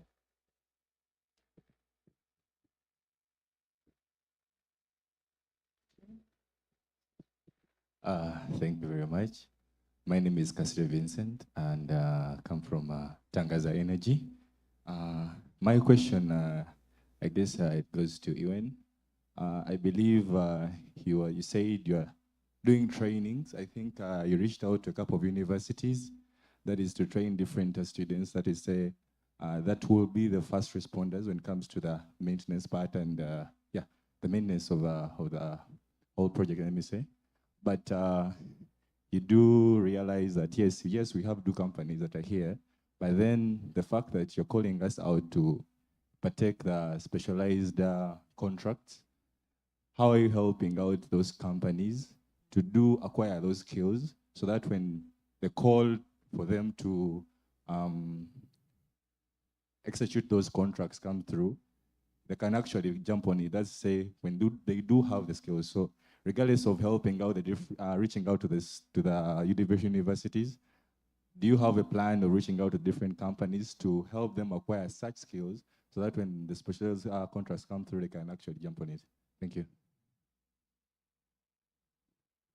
The moderator, let me tell you when you have enough. I'm impressed everybody has a question. Huh? Next. Question? Okay, thank you for the opportunity. My name is Tadeo Ariganyira. I work with Hayden Engineering Solutions Limited.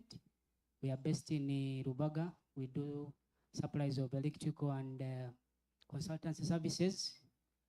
I wanted to pick more information about how can someone qualify to be part of the 100 trainees, like those who've already gone to UPEC. Thank you. Thank you.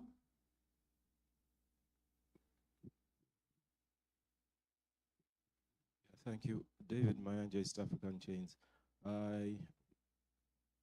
I would like PAU to throw more light on their wider mandate, unless I missed it. Thank you.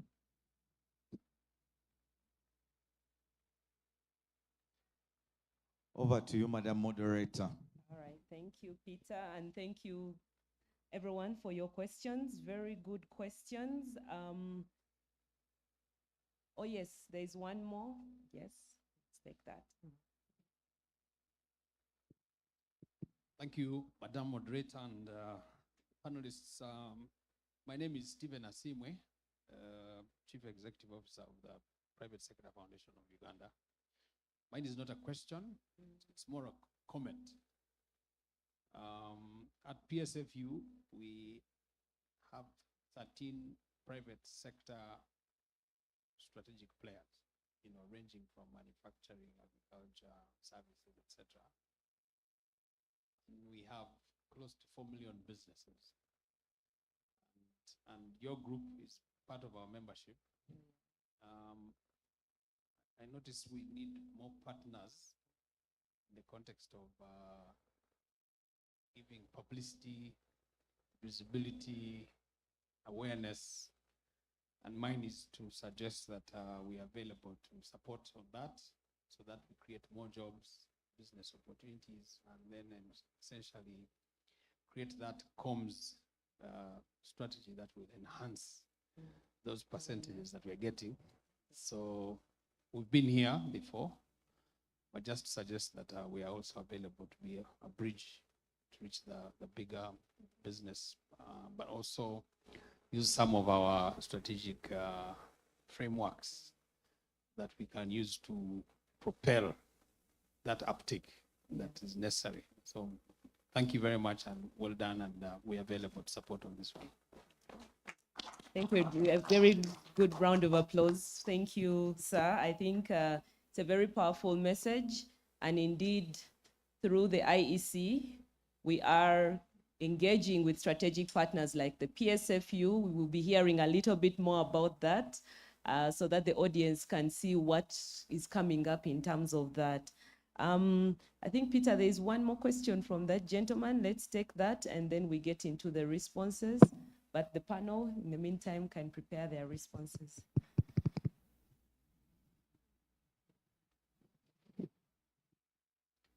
Thank you. I'm called Jackson Biargawa from BBT. Mine is to IEC. I think IEC, I want to commend you for the work you're doing. Thank you very much. The other issue is on the, if you can help us, get us the coordinators for national content for most of these tier 1 and tier 2. The people in charge of national content. Why? Why? Could you expound more on your Yeah, question, that's please? what, it's very hard to reach out to them. I don't want to mention names of companies. Some of them have checkpoints at their offices. They want appointments. So does it make sense speaking English here and we can't access these people? Now, the reason I'm asking you why is because that is why the industry put together the IEC. It can sometimes be difficult to get one person to attend to all the gentleman, our ED from PSFU said, how many businesses? 4 million businesses. Well, let me just, So if it's something that the IEC can help you with, the team at the IEC will, but if it's something that is specific to an organization, they can also be able to support you on that. I just want to help you to manage your expectations and know and appreciate the different avenues of support you have beyond the traditional way of I have to talk to so-and-so. no, let me just give clarity. Yes, please. I met someone from Emerson in Abu Dhabi. They are working with Total on a project. They referred me to the person here in Uganda. I failed to get in touch with the person in Uganda. So I don't want to go into much details. My point is taken. Thank you. Thank you. That is a very specific one, and yes, Daniel will guide you on that. All right, thank you, audience. I really appreciate the, pardon? Is there one more? No? Okay, not now, later. Okay, no problem. And please, if anything comes up along the way, we have sessions where we'll network. Feel free to reach out. So let's start with you, Daniel. Very clear questions for you as the IEC. First of all, how can they get contacts of the different, let's say, national content coordinators or responsible people for the players in the market when they have specific questions for them? And I think if you could also touch on the part around what specialized. I think that was a broad question. I think every member of the panel, I'll give us a chance to sort of give our insights. What's specialized, what is not specialized? A very important thing for the audience to appreciate. Over to you, Daniel. Thanks, Rosette, and thanks everyone for the questions. I'll start with you, Jackson. So the IEC, like I said, is a physical location, and we've been privileged to be able to coordinate and be in touch with many of the players in the industry at the moment, okay? Walk over to the center, come visit us. There's a lot of our colleagues here, and I don't know how many of the IEC are here. My colleagues from the IEC, except Jimmy. So there's a whole table at the back over there of people you can directly engage and ask for a connection to Total, to any of the other partners we have here. But visit our website, write to us if you can. Our social media channels are all very active, providing information and opportunities on Twitter, on LinkedIn. We'll be very happy to respond to you and to receive you, Jackson. What are specialized opportunities? The second one. it's very broad, in all honesty. I look at some of the programs that we have from the top of our heads and from the interactions and engagements we've had with the players. What courses could we provide? And some of them were geared towards specific opportunities there. We have a lot of production and operations maintenance programs that we're going to try and do, some equipment installation, and Owen talked about the compressor in several megawatts.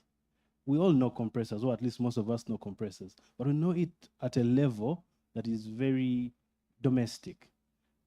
If I asked you to install the same compressor that's in megawatts, do you have that capability to do that?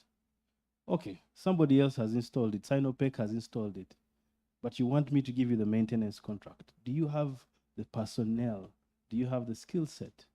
Do you have some of the equipment installed needs specific certifications for you to be able to maintain? So do you have that? And that's the guidance we want to give during the training programs. Process safety. And I know we have sung EHS since 20 years ago. But in a CPF, process safety is completely different, okay? I don't want to get technical, but hazardous areas and flammable gases and all that. Do you have that competence? Have you built it? Do you have personnel that understand this? So specialized can mean many things, but in each of the fields that you're playing at, think 10 times, okay? How much more sophisticated can plumbing be? How much more sophisticated can electrical maintenance be? How much more sophisticated can mechanical work be? And that's the level that's going to be at the project. And that's what we are hoping to guide you. And that's what Owen is asking all of us to be able to prepare and be able to uptake. Thanks, Rosette. Thank you, Daniel. I hope that has given some insight. The next questions were for the Petroleum Authority. Vivian, I think, yeah, some members in the audience would like to know, first of all, what is the PAU's broader mandate? And then what more is there in terms of support to local companies beyond the IEC?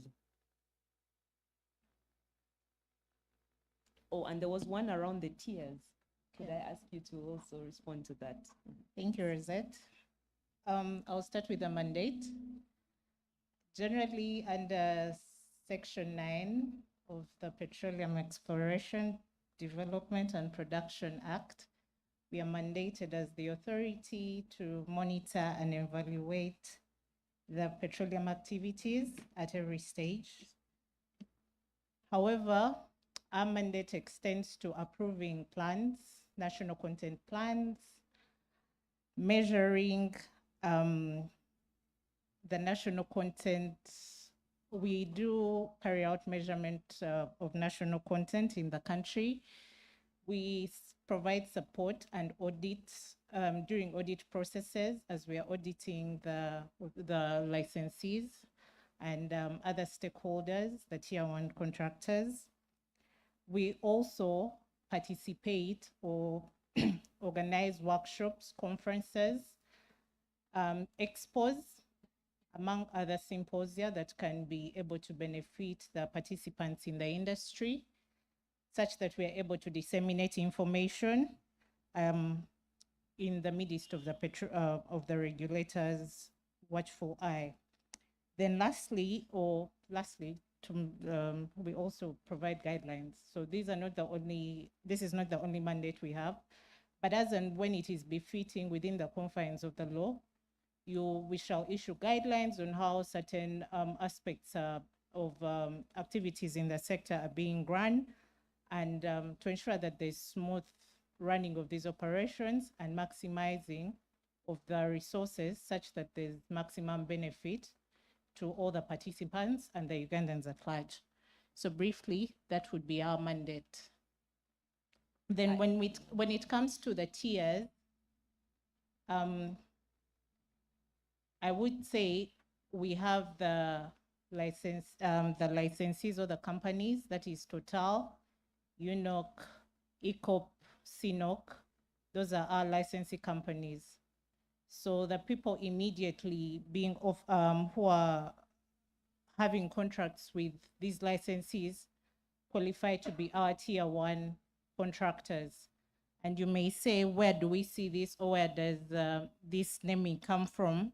This comes from the fact that we are mandated to make guidelines. So those are some of the guidelines we have to help us be able to measure the performance or the level of contracting happening at the different stages.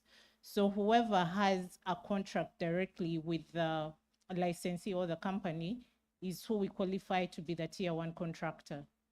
Whoever has a contract with a tier 1 contractor is who we call the tier 2 or tier 3 subsequently. So the subcontractors therein will fall within the tier 2 and the subsequent tiers as we go down. So maybe those are some of the guidelines that we use when we are measuring and monitoring and supervising the activities of the contracts being executed in the areas of operation. I hope that's a bit of a clear explanation on the tiers. It sounds good to me. There was also something about support beyond the IEC. Okay, support beyond the IEC. One is, as the authority, we are supposed to monitor the activities of the licensees, tier 1s, licensees, tier 1s, and subsequently the tier 2 contractors at the different stages. And the support we would offer in that angle is we have to approve their plans as the authority. What are they presenting that they are going to do for the year? And how is the authority going to get in there and approve and see the aspects of technology transfer, the aspects of employment, nationalization. We are speaking about specialized services. We expect to see that when Total is presenting an annual work plan, there are aspects of technology transfer, skills transfer to the individuals, and enterprise development. What support is Total or the tier 1 contractors? What support are they going to extend to the tier 1 to the Ugandan companies in respect to the work that is being done? So we would say that the authority would not approve something where, for example, today our theme is about specialized services, would not approve a contract or any work plan where we do not see skills being transferred. We do not see any Ugandans garnering skills through the process. We do not see any enterprises or companies being supported in this process. When we look at the companies, we've had these discussions, I think, with Total and subsequently the tier 1 contractors in terms of certification. We've seen there's so many trainings that are happening, IEC, UPIC, UMI, different spaces where we are having these trainings. But we are saying, okay, let us have, let us take it a notch higher and pick out the key performing companies and let us train them rigorously and certify them internationally.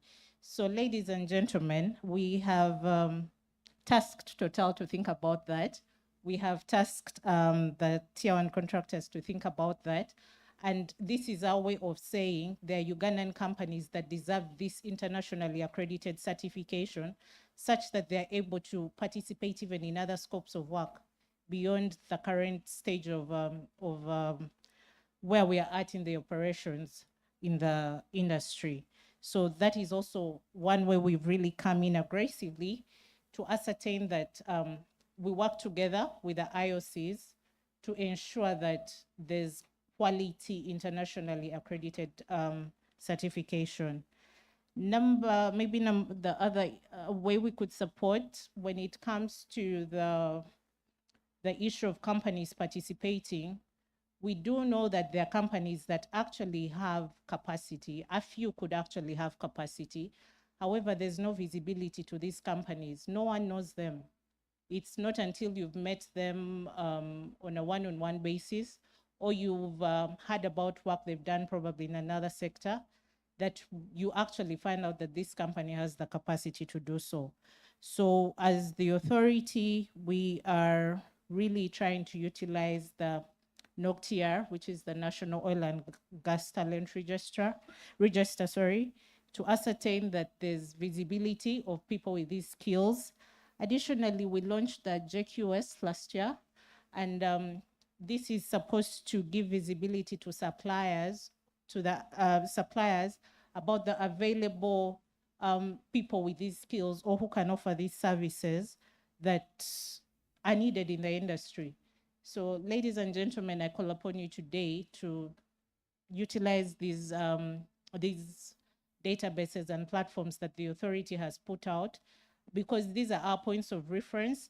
We will also utilize the National Supplier Database to ascertain that these companies that are on the database are actually given an opportunity. We do not want to see a company that's out of scope being given work, yet there is a company that's within scope and has capacity that is actually able to do the work. So we are working hand in hand with the different stakeholders, and always feel free to reach out to the authority to seek clarity and see how we can support you at whatever stage of you're at. If you're stranded, if you have a complaint, there is always support that can be rendered at the different stages. Thank you, Vivian. I think that's very clear that already within its mandate, the authority is using the instruments and processes available to ensure that local companies are given opportunity and that they are supported. And I must say we are working very closely and very well with the PAU on this as operators and contractors. Janice, I would like you to come in and first of all, maybe start by shedding more light on what specialized opportunities are like. I think what is clear is that you cannot box them into one particular area, but also at the tiering of the projects, depending on the needs of the licensees, which Erwin will talk about shortly after. And there are also needs that the tier one contractors have. And from the perspective of SLB, from the perspective of drilling and wells, actually, because that is the space in which you play, what do these look like and how else can you further elaborate a bit more to the audience on it? All right. Thank you, Rosette. So as for those that have been to Bulisa or to our location where the DSB, the drilling supply base, is located, that's where we keep our drilling equipment. And some of the specialized services include inspection of drilling equipment. As you know, this equipment is very unique, and my colleague from IES was talking about this, you know, the equipment that goes beyond what you know, the norm of what you know. So it's very, very unique. So that is to inspect them is very, very specialized, a very specialized service. We have calibration. We also have managing and operating the pressure test bay, the machine shop as well for maintenance, and overhead crane maintenance as well. So some of the Ugandan companies that we have partnered with include E&E experts. We also have Smart Compliance as well that are working with us at the DSB in Bulisa. The other part of the question, just to kindly elaborate on that. No, I just wanted you to, if you, you've given, I think you've done it well. You've given examples of what you as a company need, but I like that you've highlighted some of the Ugandan companies that you're already working with. And it's interesting because E&D experts will be on the next panel. Okay. So we will hear from the team how they managed to navigate into this space. So I'll move on to you, Ewen, to sort of give that perspective again from company, what the specialized services look like. But there was also a question around how someone can be part of the trainees at Tilenga Academy. Yeah. Okay, so what do specialized services look like? In fact, everything we have on the list here is specialized. Yeah, catering is specialized. Yeah, I want somebody who's trained and competent to prepare my lunch. Sorry. I don't want anybody to do that. So these are all skills that we need as Total Energies, because we don't have the people, we don't have the skills. Even if we employed the people to do catering, we don't have the knowledge of how to operate kitchens, etc. So every one of these services here on the board is specialized to us. That's why we're contracted it. Now, some of these skills are well developed in Uganda based on the history that you have. And other areas are potentially not, because it's a very new infrastructure that's been put in place, the first of its kind. More is coming. We have Kingfisher, we have ECOP, and in the future, we hope to have the refinery as well. In terms of how to know more about what these services are, so in April 2024, we had the first workshop to explain field operations contracts. There was quite a detailed presentation at that time. We took one slide, we discussed each of the contracts, who the equipment suppliers were, the number of man days per year, the type of equipment, etc., the services and skills we're looking for. Hopefully you still have access to that presentation.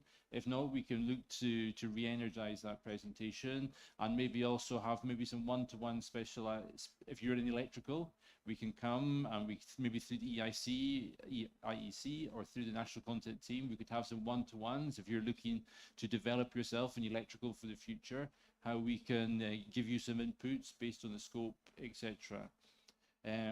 So that's really what's specialized are. So everything's specialized, it's just a level. As I said, we have, and this is take me to the UPIC team, we have this team from UPIC, 200 people who have been trained for over 18 months, who will be the first line for our plant. So all the people are recruited. Most of them have just about finished their training at UPIC as well. We will be looking for more trainees in the future. So as we have progression through the ranks, as I said, we're looking to have this entire maintenance team as 100% Ugandan within the duration of the first contract. To do that, we'll have to displace some expats. Some of these trainees, the best performing, will get promoted through the ranks, and we'll need more people to come in at the bottom. So each year we'll be recruiting more people into this training program with their partner who run the contract, Dietzman API, who will be actively recruiting and training more people each year based on the needs of the contract. So the 200 places are filled, but there will be more opportunities coming forward. Just to give you a little bit of context as well. So we have the operations camp at the industrial area. This houses everybody we need to operate the plant in operation. It's 300 people. We will have 300 people every day on site to operate the plant, to give you some context. Okay, thank you. Thank you, Ewan, and thank you those who have given him a round of applause. Hopefully more will come in. So yes, Mr. Moderator will be wrapping up. I want to cover a few, just one or two. I think there was something around, just a minute. Yes, there was something, someone, and I'll read it verbatim. Someone says, I wanted to ask, yes, we have the potential to be suppliers, but how do we do this when big projects like construction go to China and other experts? So first of all, I think to demystify this, because I don't think this is accurate, in oil and gas, there are various scopes. This is what they call a industrial scale project, which honestly in Uganda has never been seen or never been done.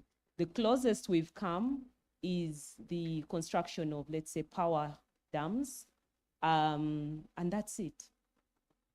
And the fact that the oil and gas sector is both vast, complex, but well regulated by the Petroleum Authority of Uganda, there has been very deliberate effort to make sure that local companies come in and take part where they can.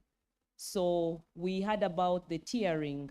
The operators, yes, they are multinationals because they are the ones who are experienced, who have the finances, who have the competences to run such projects. But even at licensee level, at project level, there are partnerships with government. So there is already an element of making sure that Ugandans are involved. In case we need to be reminded, the Uganda National Oil Company is a shareholder in both the Tilenga and the Kingfisher projects. So even at that level, we have Ugandan participation. Let's move on to the next level, which is the tier 1 contracts, the ones awarded by the licensees. There's quite a number, and I said it earlier, about 280 Ugandan companies that TotalEnergies has engaged so far, ranging from all kinds of services and goods. But we have those that are performing very unique and highly technological, highly performance rated and quality driven contracts, both on construction, like James showed, a lot of the enabling infrastructure is being done by Ugandan companies, but also in other areas like waste management and so on and so forth. So I would like this person to come and see me during the break. I can break this down further, but for the benefit of the audience, I want to give us comfort that at every level, there is Ugandan participation, even at project level.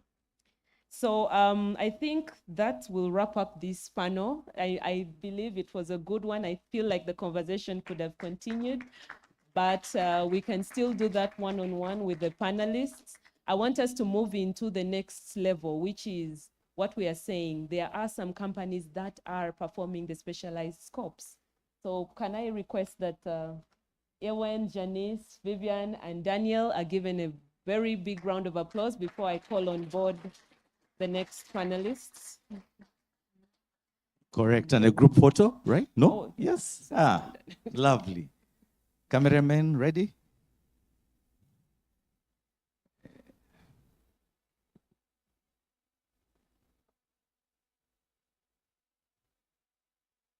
I do the counting, right? 1, 2, no. Still fixing something. Oh.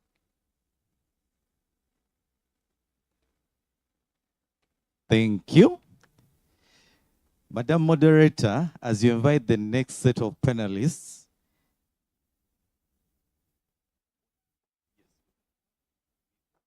so we're going to give Madam Moderator a minute or two to reset and get ready for the next one. It's not easy, trust me. As we do that, we've been seated for a very, very long time. Yes? Allow me get you up. On your feet. On your feet, please. DJ, music down. Thank you. If you're not standing, you don't wish me well. And that is not a very good thing. It was not a phone break, it was just to stand. Stand, stand, and stand. Okay. We are going to play a very short game called Touch Blue. Very simple instructions. I say touch, you touch something. Now be very careful when you follow those instructions, yes? Do not offend, do not get injured, just to touch. We need to get the blood flowing. The first instruction. Hey, where are the instructions? Okay. Like the name suggests, the first instruction is touch something blue. Look around. If you're wearing a cloth that is blue, that doesn't count, disqualified. If your neighbor is wearing blue, you are allowed to, provided it's a good touch. Okay, who is not touching something blue? I'm going to invite you to touch blue, touch blue. Okay, the next is touch red. Anything red. Flowers count as well, jackets. Everybody touching something red? Aha.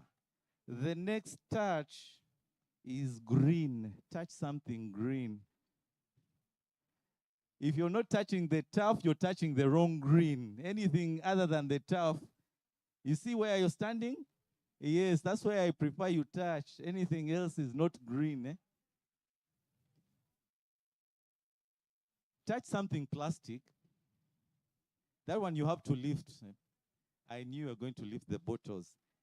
And finally, touch something human. Remember, the instruction is be very careful. Touch something human. It could be a handshake, a fist bump, a WhatsApp. Aha.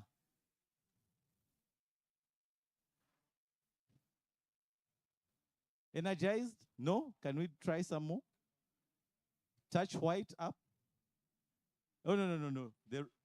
Okay, Madam Moderator, they are all yours. Thank you very much. Please take your seats, comfort breaks and all, and then we continue. All right, thank you, Peter. I think that was a good energizer. I guess the objective was to make people stretch. I don't know if they did, but I stretched a bit. So, ladies and gentlemen, we are going to go into our second panel. It's a very, can I say, targeted one. It will be efficient. And the objective of this panel is to hear from the companies, get testimonies from Ugandan companies that are thriving in executing specialized scopes. It's one thing to aspire, it's another to secure, and then to thrive is really the ultimate goal of this all. So I would like to invite to the stage, first of all, Mr. Nathan Kajiri, who is the Managing Director of Reef Industries. A round of applause for him. He will be followed by Ms. Phoebe Nanjego, who is the National Content Lead at Kamit Energies. And finally, we will have Mr. Amos Tumwesije, who is the Project Coordinator at E&E Experts. Please, you're welcome to the stage. We'll start off by getting to know each and every one of yourselves and your companies, starting with Nathan. Please introduce yourself, your company, and what are you doing? Is it really specialized or not? Thank you so much, Rosette, and good morning, everybody. Allow me to start by congratulating Total. I saw the statistics. James did a very good job. 56% completion on such a complex endeavor. I think it deserves a huge applause. My name is Nathan Kajiri. I lead the team at Reef Industries. We do majorly two things: specialized engineering services, largely around the wellhead, and for those who know drilling services. But I would say drilling support services, because we're not in the league of the likes of Schlumberger, who was here earlier on, or Corsel. And the second area is logistics. I think that's what I could say, I think, for a beginning, for introduction. Thank you so much. Thank you, Nathan. Very brief, straight to the point. And thank you for the congratulations. As I said earlier, give us any positive feedback. I'll move on to you, Phoebe. Tell us about yourself and Kamit Energies. Okay. Thank you so much for the opportunity. Good morning, everyone. Phoebe Nanjego, National Content Coordinator at Kamit Energies Uganda. Kamit Energies Uganda, we are an inspection and testing service company.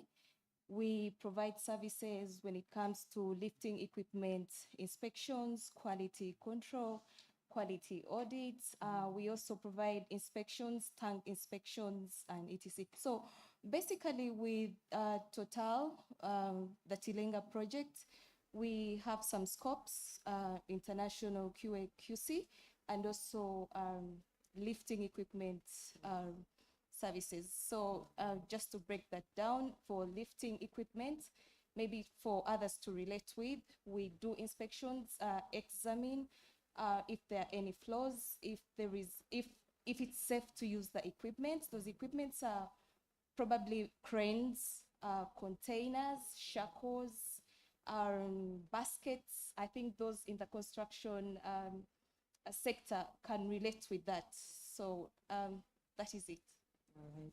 Thank you, Phoebe. And indeed, Kamit is one of our partners, very valuable in ensuring safety in the construction site, because lifting works are one of the high-risk activities on site, and we want to make sure that everybody is able to get through their day safely. Finally, I'll go to you, Amos. Could you please introduce to us E&E Experts and what you're doing on the project? Thank you for the opportunity. I'm called Amos Tumwesije. I'm Projects Coordinator E&E Uganda Limited. About E&E, it's a company locally registered here in Uganda.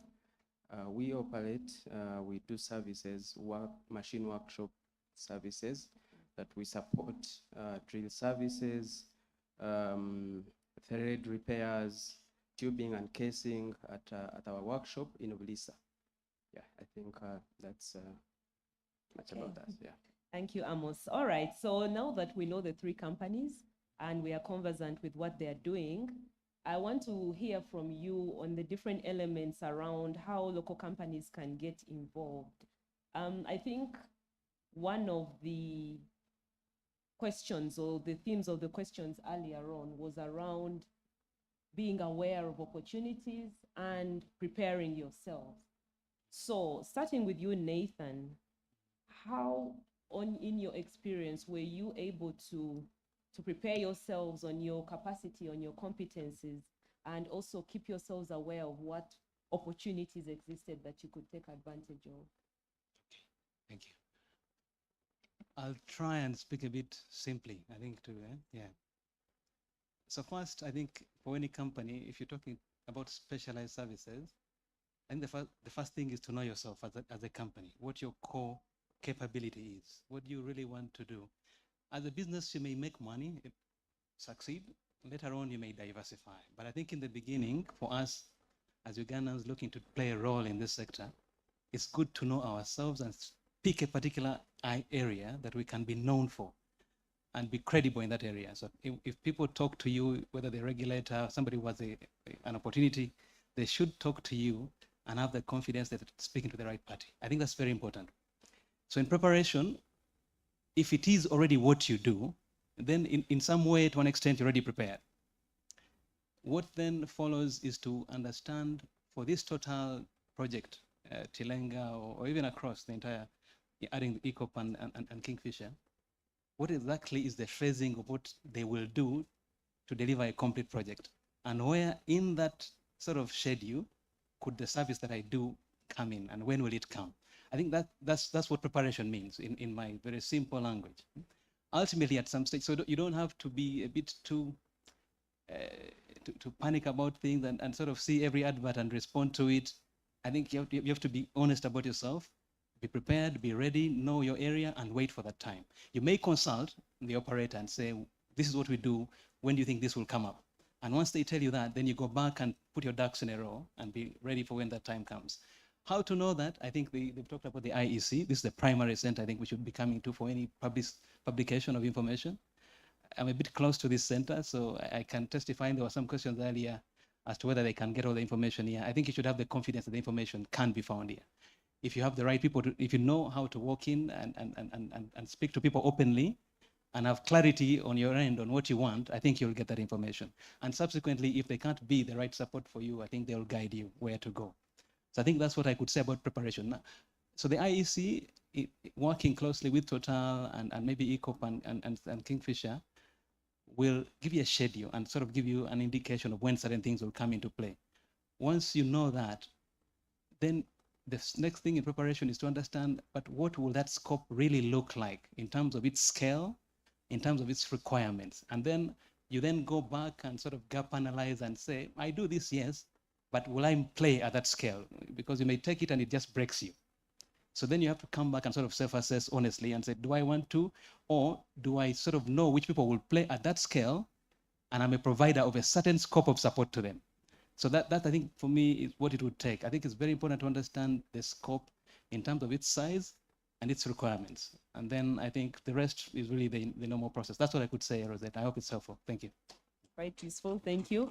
I like that you have also shared how you are using the available services and information at the IEC. Phoebe, anything else to add to that from Kamit's experience? From our experience as Kamit, maybe just to add on that, it's really important to identify yourselves as a company. Which direction do you want to take? Is it long term?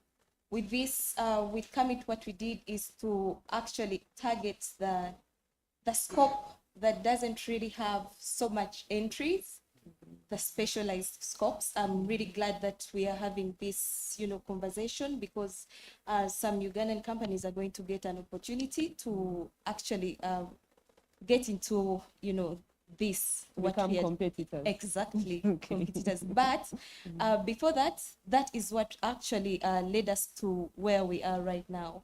So we knew what certifications are needed, the stakeholders that we are going to partner with internally and also externally when it comes to probably the staff. Are they, you know, equipped based on that scope?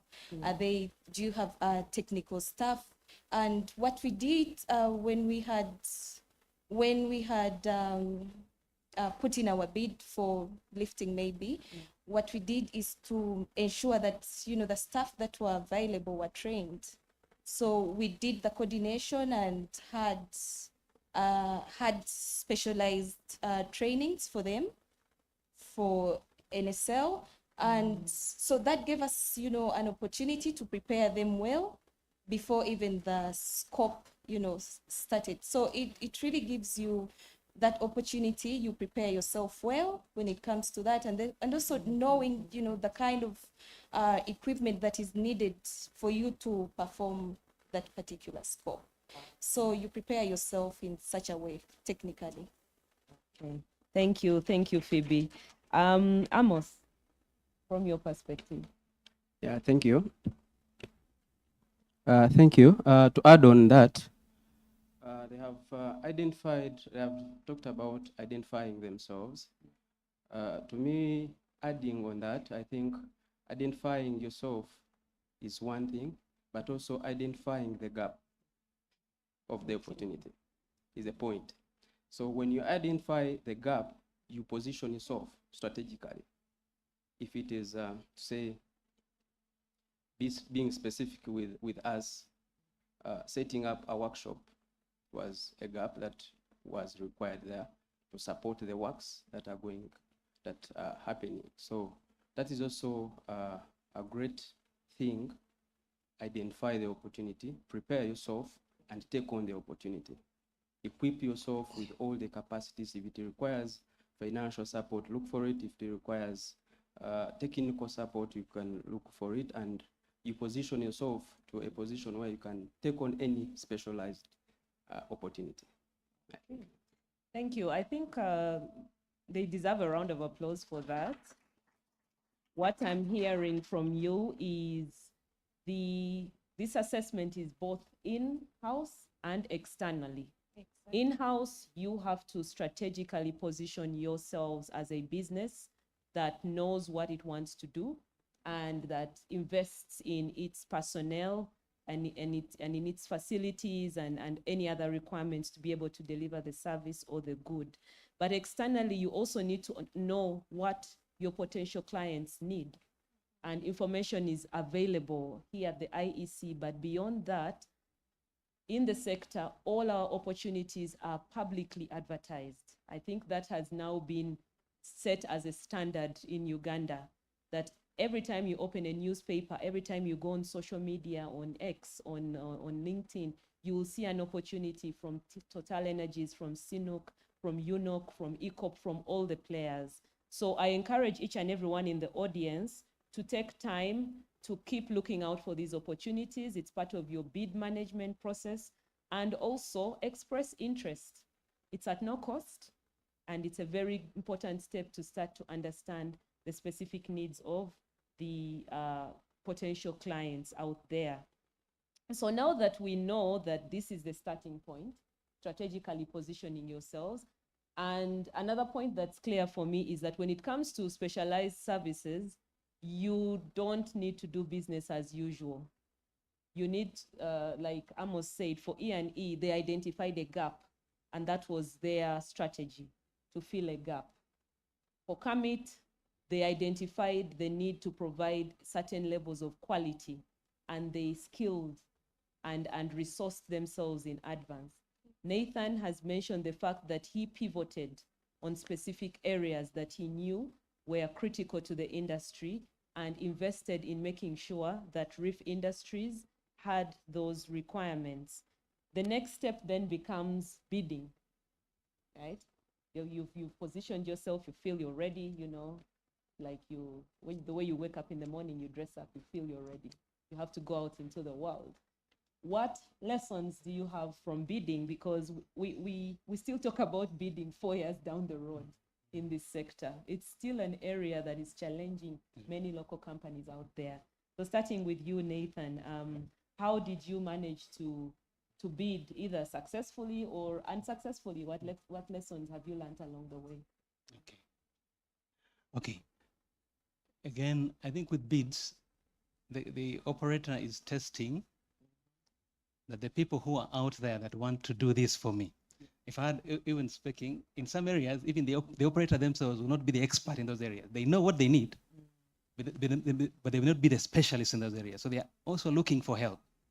I think it's similar to when people apply for jobs. Some people express that they're needy, they want something. They forget that the employer is trying to fulfill a certain need.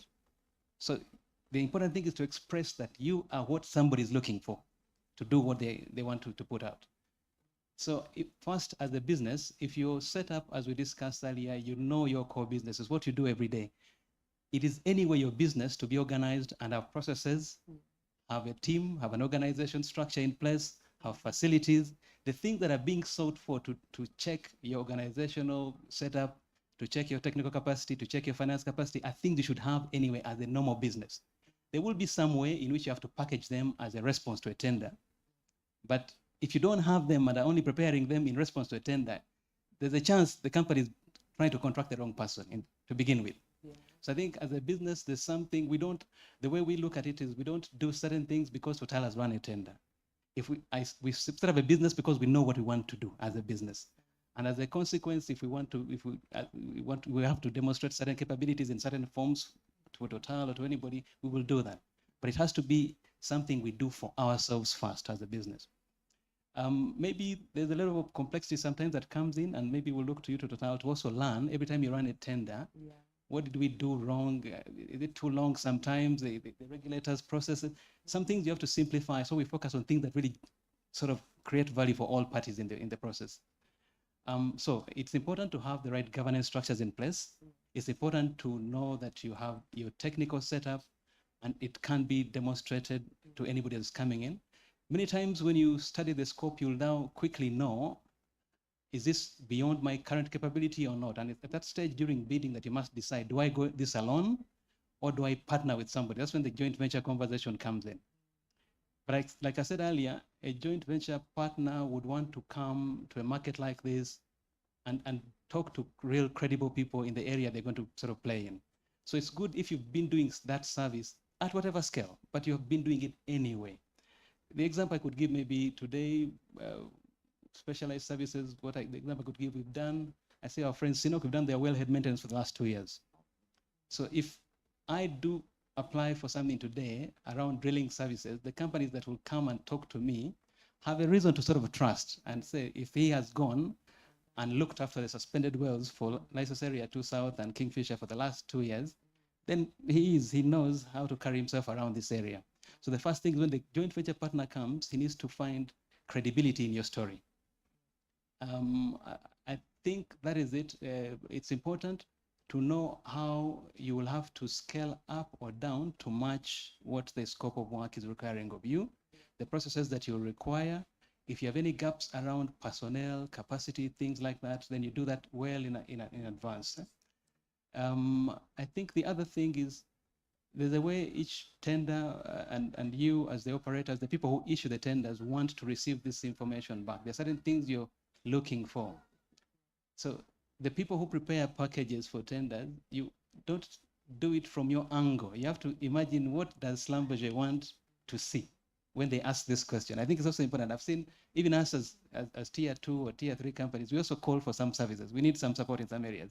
And somebody will just send you certificate, but without telling a story that leads to showing that they are demonstrating this capacity. So I think it's important to reflect on how you prepare your tender packages. Are you responding in a manner that answers what the other person is looking for? I think that is it. The only other learning I have from it is, I think, patience. If it's tier 1, the turnaround is quite long. So you have to be able to hold your breath for some time. I think it can easily almost turn into a frustration. but I think that's the people in the audience do know this. Yeah. So I think if you could work on turnaround time, it would be helpful.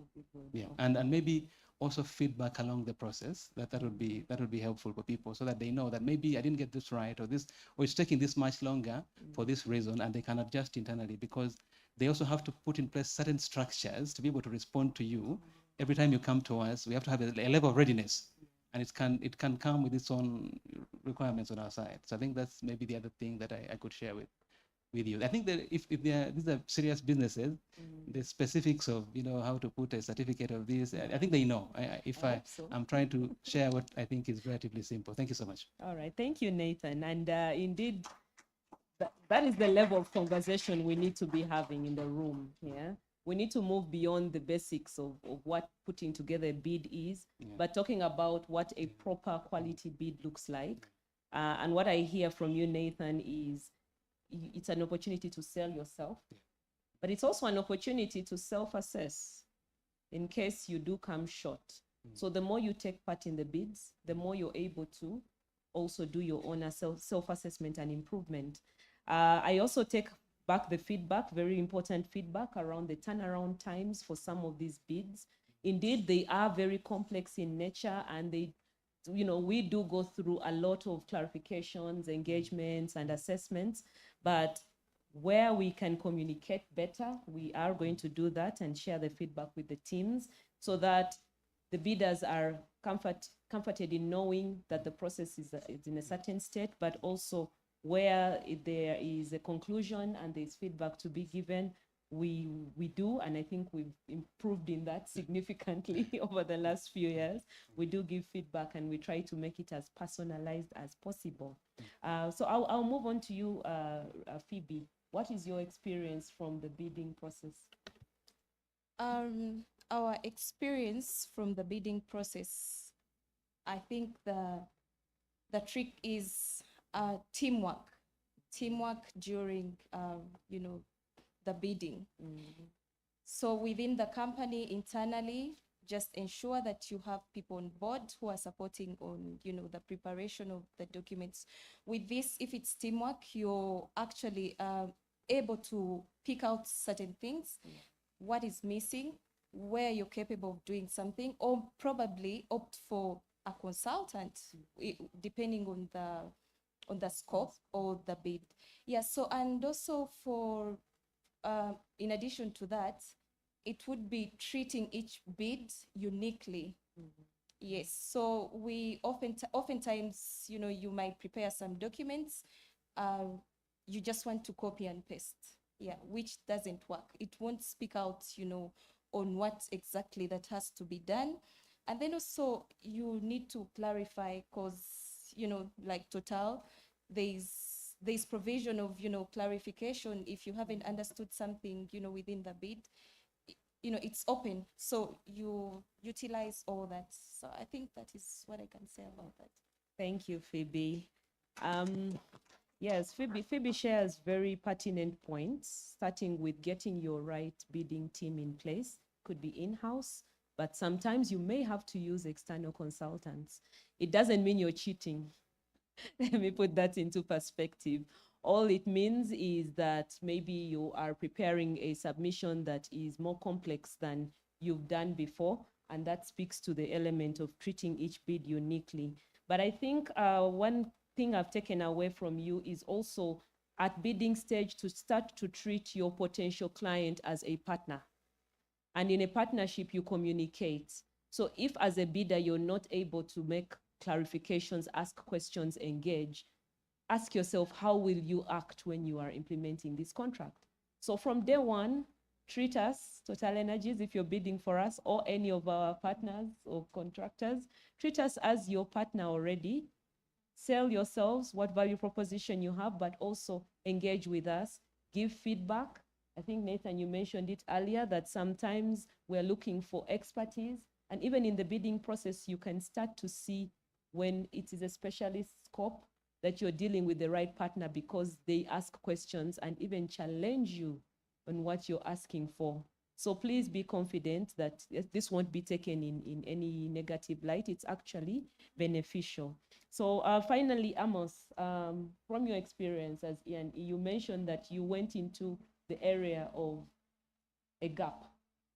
So how did you then go ahead to market yourselves as a company, but also ultimately take part in any bidding processes and succeed? Thank you.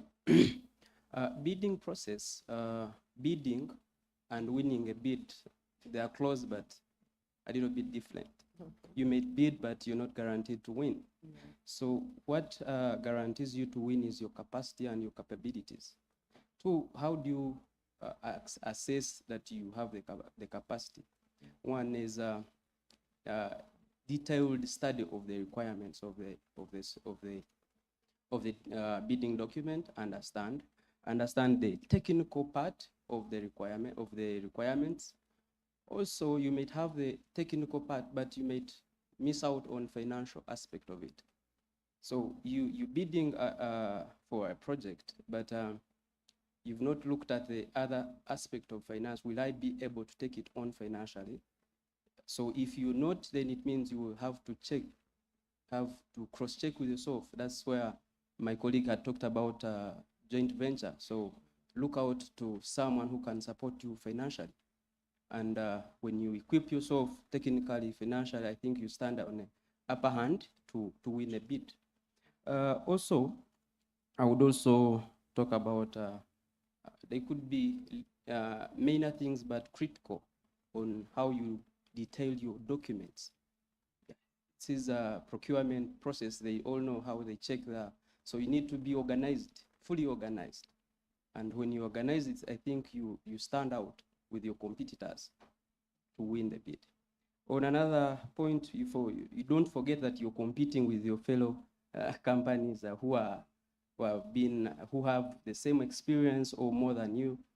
So you have to be extraordinary. If you had any certificate that makes you stand out, add it on. Doesn't require you to fill in the requirements. After all, adding another requirement or qualification that you have does not penalize you. So I think that one should really put you at a point of winning, not only bidding, but winning the bid. I think that's my submission. All right, thanks, Amos. I like the way you disaggregated it. Bid, but also look at what success looks like, target to win by strategically positioning yourself. So one last question to yourselves before we go into the audience in case of any questions, if the MC permits. If not, you can always get it through the networking. But the last question is now the final phase. I don't know, has any of you closed out any contract yet? Yeah, obviously, that's why you're here. Yes. But I just wanted to make sure that the team got the right people on the panel. So we've talked about preparing yourselves. We've talked about bidding. We've talked about winning the bids. But what people forget is that the biggest work is now to deliver the contract. Because when you're bidding, you're anticipating. You have an execution plan, you have a cost to it, but in this environment, project environment, things change very often.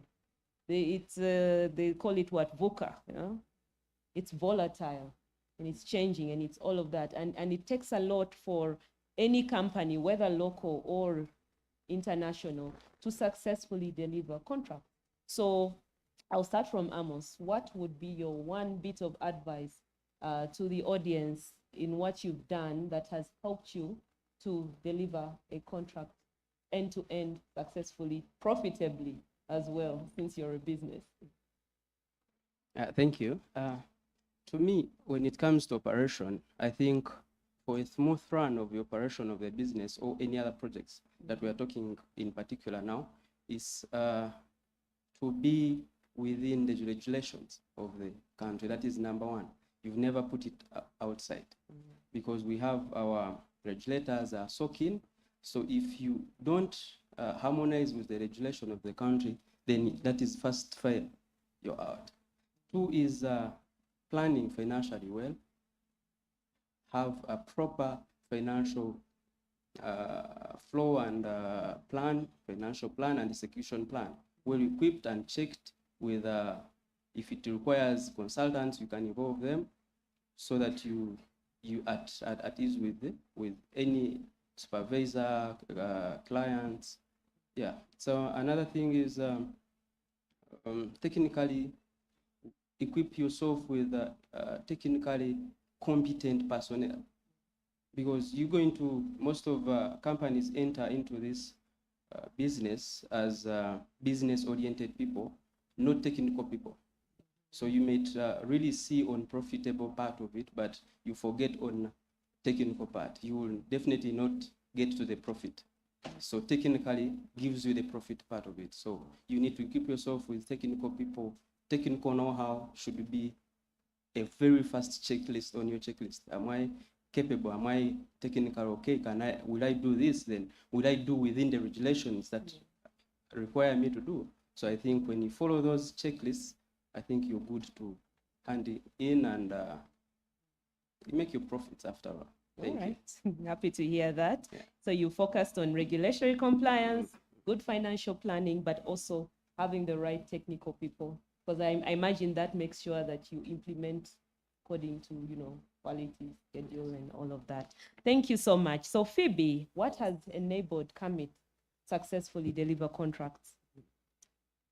Maybe just to, it will be an addition because they're quite similar. Yeah.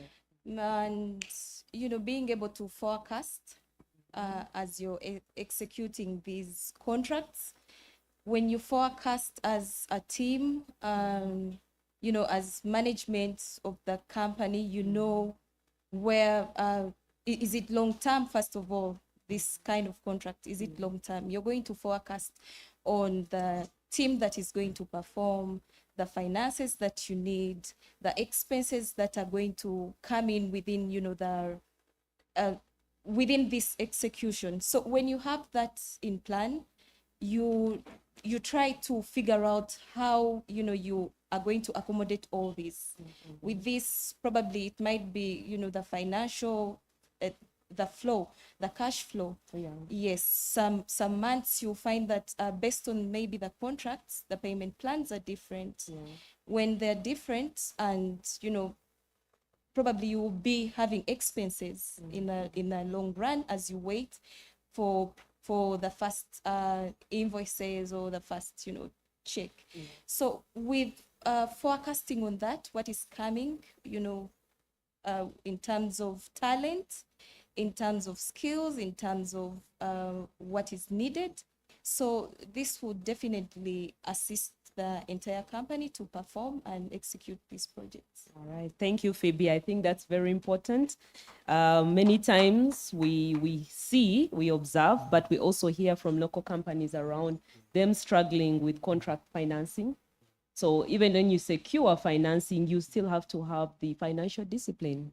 So there's a lot around that goes into forecasting, including agreeing milestones and also, making sure that you have a good cash flow throughout your contract.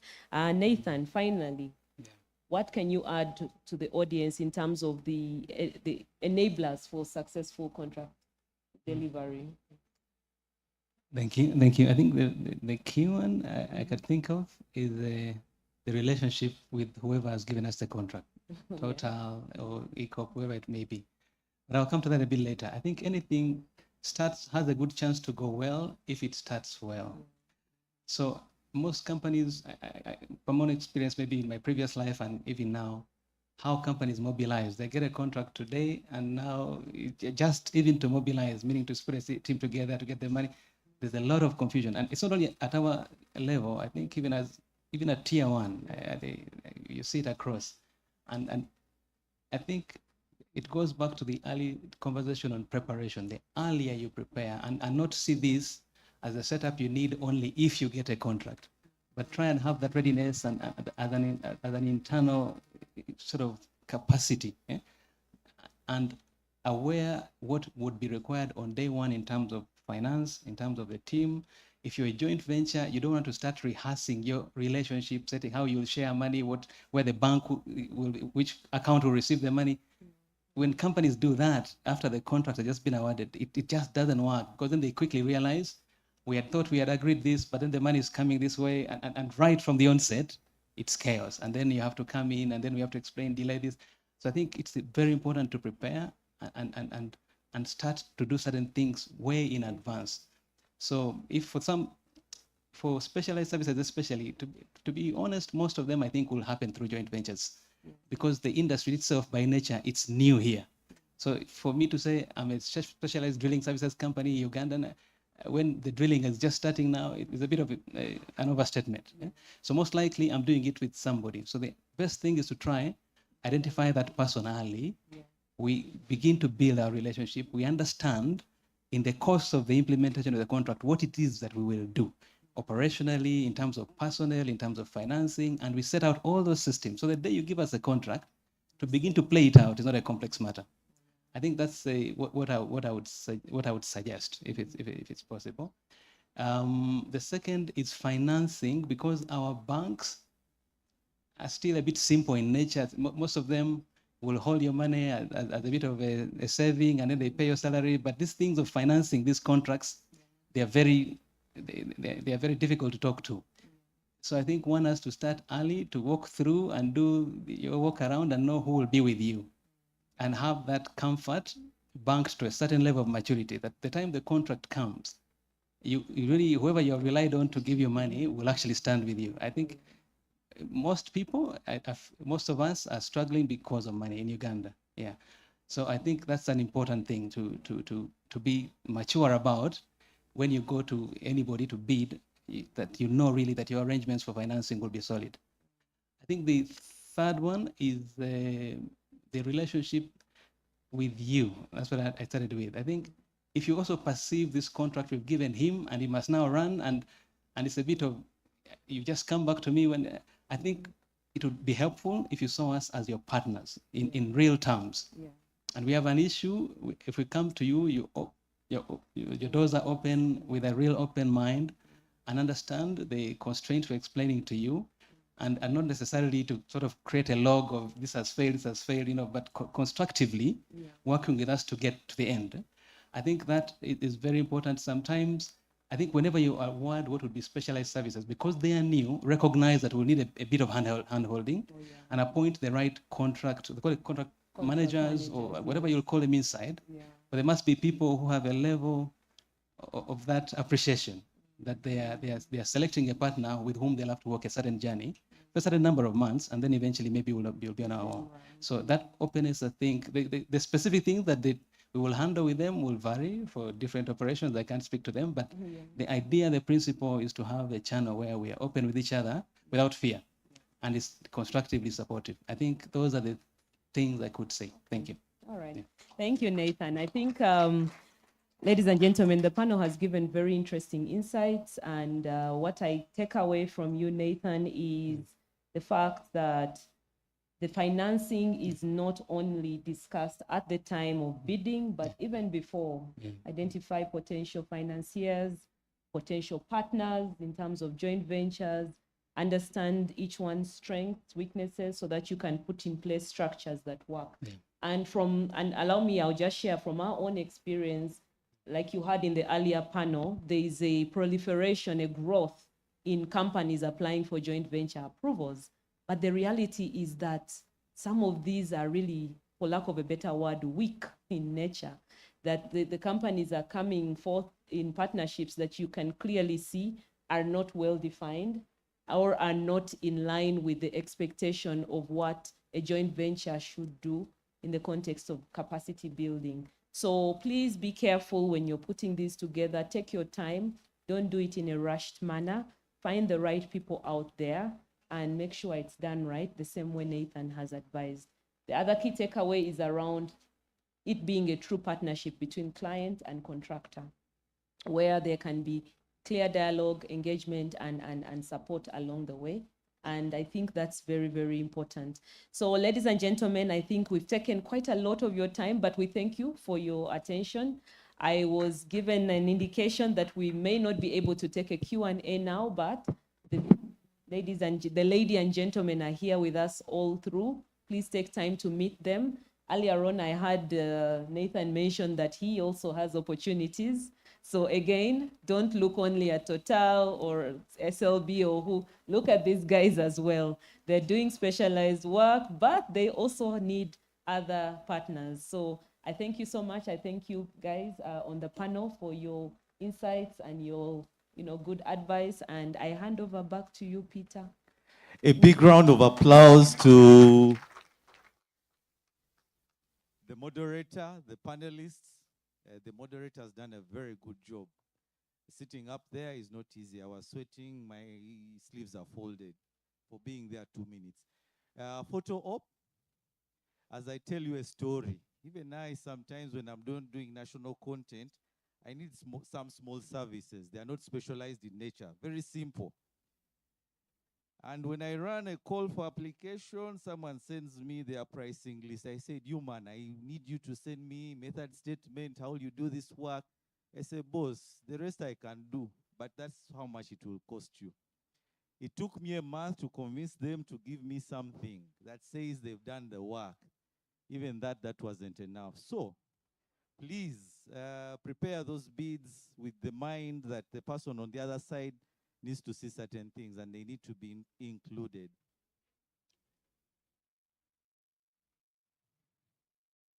Did we clap?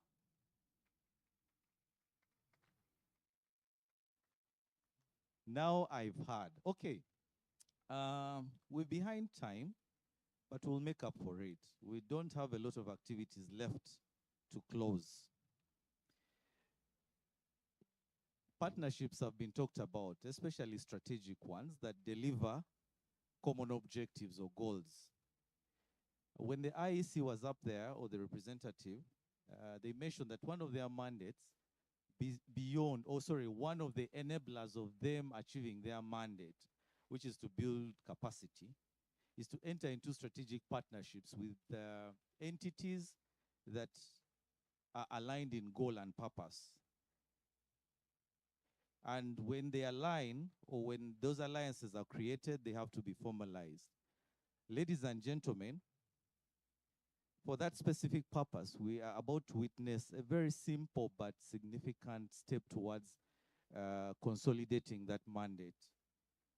The next activity involves signing of an important document that solidifies a partnership that links this place with a network that the PSFU ED mentioned earlier,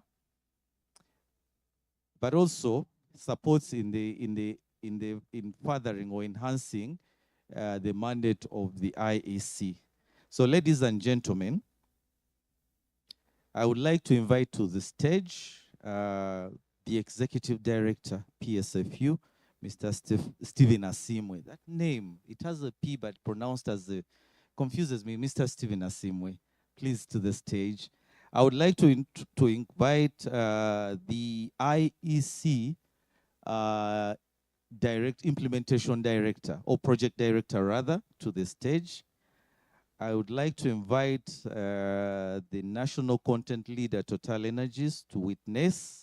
So the signing is between the Industry Enhancement Center and PSFU. So the two principals are already up. These are witnesses. The lead herself, Petroleum Authority of Uganda representative. Sorry? Auntie, if you don't move, I don't move to the next. Oh, Sinok, our partner,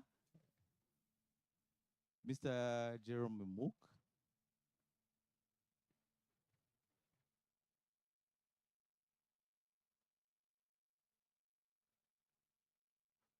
Fully constituted, correct? Okay.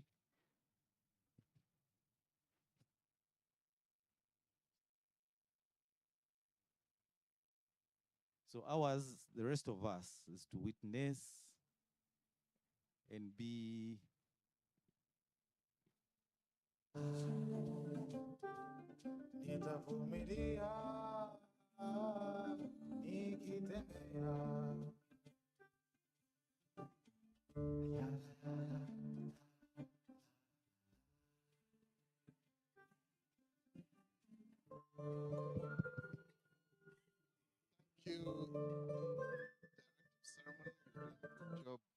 you, Madame Rosette. You're doing a fantastic job, and give them a round of applause.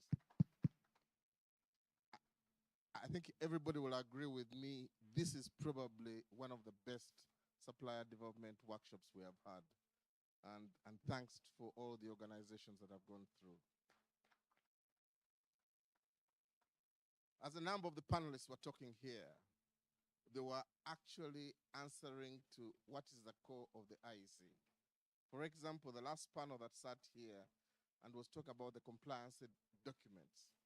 One of our mandates in enterprise development is to ensure that we enhance the capabilities and the capacities of Ugandan SMEs so that they can win tenders. How do we do that? We ensure that we take you through some of the compliance issues.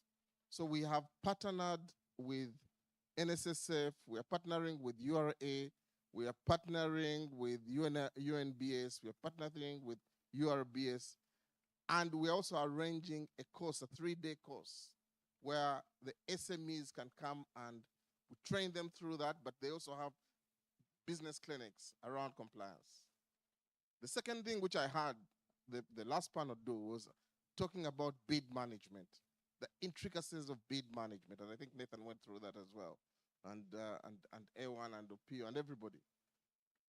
We have another 3 to 4 day course, bespoke training for enterprises, which again you can register if you go on the website. And probably what nobody has told everybody here is that all these courses have been paid for by Total and the joint ventures and PAU. And then we have another one on contract management. So once you win the tender, please join us and do contract and learn contract management. So I was just thinking about what the center is. The IEC is about access to finance. We have banks, we're signing with banks. We have access to networks. We have supplier development workshops and networking events. We've got access to partnerships. We have lawyers who come and talk to people. So feel free and join us. And today is an important one because PSFU, as you'll hear from the director, is the private sector foundation with 4 million companies. Every association has a representative there. And they have 13 big projects where embedded in those projects is SME capacity development or SME access to finance. So it was important for us to find a partner like that who can work with us, and we provide access to our SMEs who come here, and they also provide us access to the SMEs that are in their company. So we thank PSFU for that. Thank you. Thank you, Jimmy, and good afternoon. Good afternoon. Very big thanks to you for moderating, and thanks for hosting us. Let me first of all thank Jimmy for inviting me here. Jimmy sits on our board. He's the chairman of the projects committee at the Private Sector Foundation Uganda. PSFU is 30 years old. It's the largest apex and umbrella body of the entire private sector. So within our ranks, we have 13 sectors that cuts across from agriculture, manufacturing, oil and gas, extractives, the entire private sector. Within that is 340 business associations, ranging from the Uganda Manufacturers Association to as small an association as Mushrooms Association, beekeepers. It's that big. We have the elephants and the little small units. So the landscape of the private sector is embedded in our ranks. So 13 sectors, 340 business associations, and then at the cellular level, we have 4 million businesses. And our core function is number one, to support an advocacy and policy business environment that grows businesses. So everybody who was speaking here was speaking the language of business. Our motto is business growth is our business. Now, just to give you context also, our past chairman was the chairman of the Chamber of Mines energy and petroleum and extractives.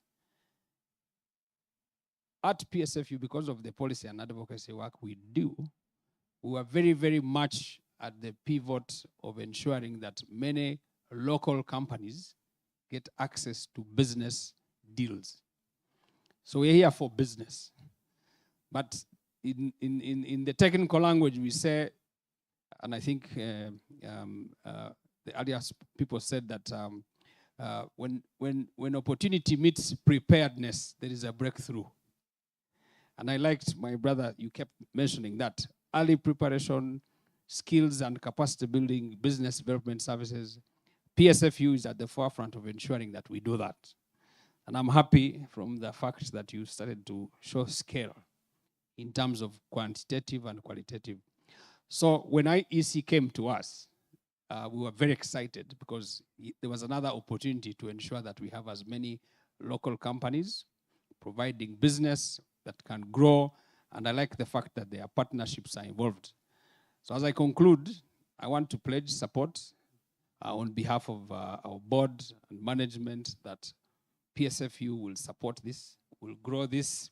We have close to 12 projects that have embedded within themselves business development, capacity building, skills. And now we are talking about markets. It's not just enough to supply the business opportunities in that area. We are now looking at further afield, the East African community, COMESA, we're looking at ACFTA, and now our embassies abroad have been given targets for economic and commercial diplomacy. So once you do your thing well now, I mean, the sky is not the limit. And just to give you a humorous note, our Minister for Finance likes to say, your economy is going to phew. So with those few words, congratulations and thank you so much for hosting us. God bless you. You can sign and I'll take this.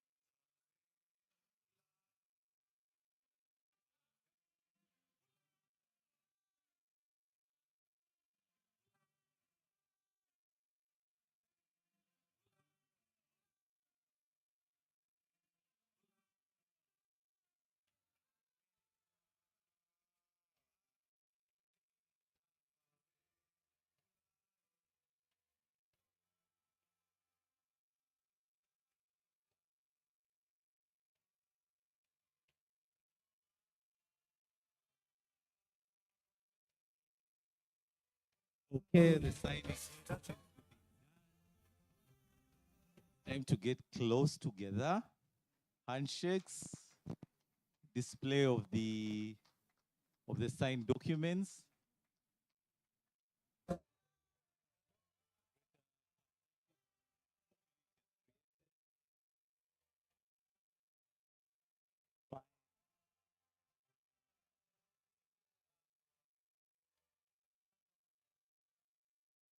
The camera. Okay.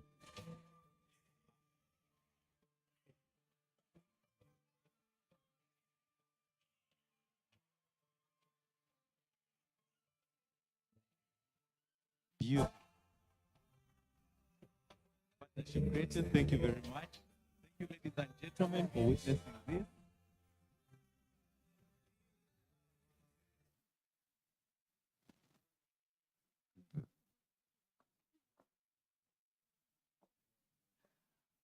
Okay, partnership created, MOU signed.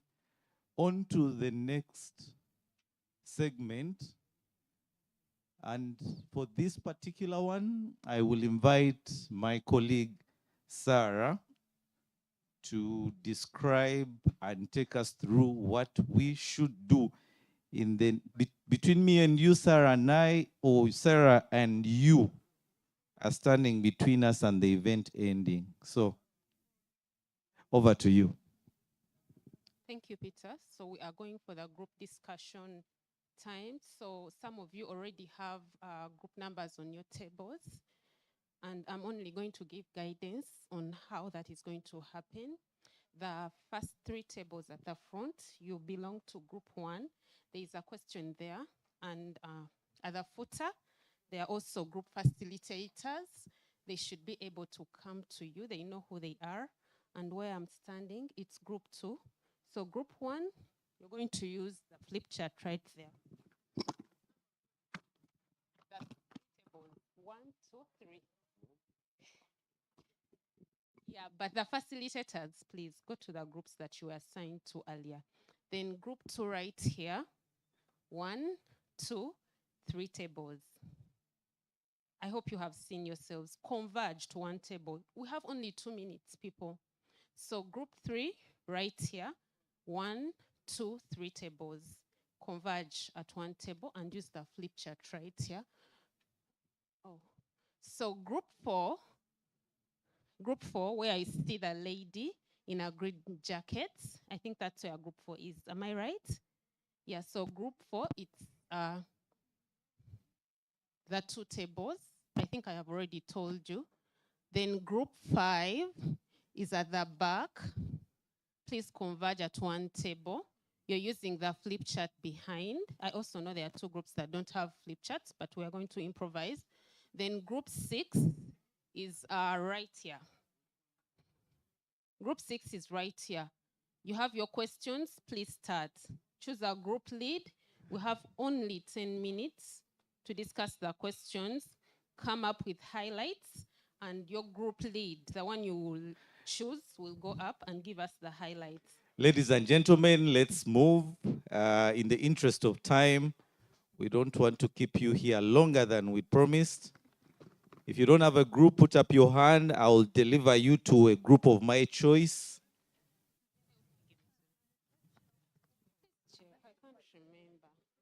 So we have groups 1 to 6. By now, you should be grouped up in a...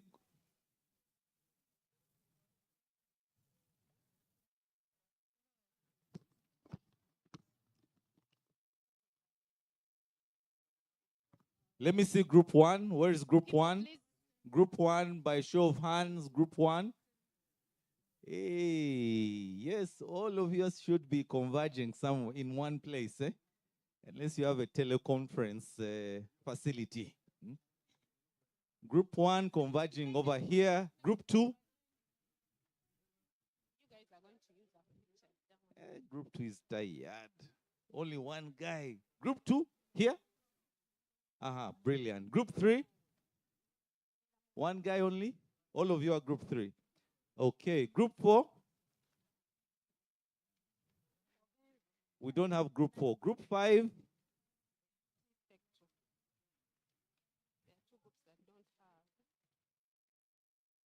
Do we have group 4? Do we have group 4? Just for the record, you're group 4, right? You're aware of that? Oh, brilliant. Group 5?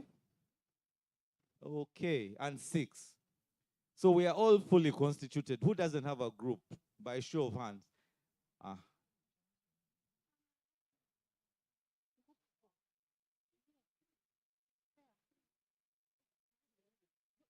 Group 4, please put up your hand. Group 4, where are you? It's there. Group 4.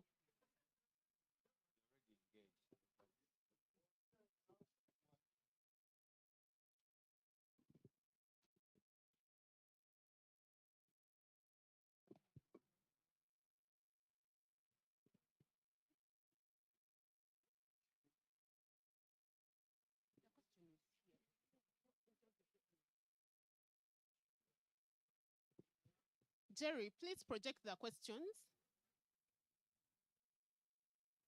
So just in case you don't see your questions.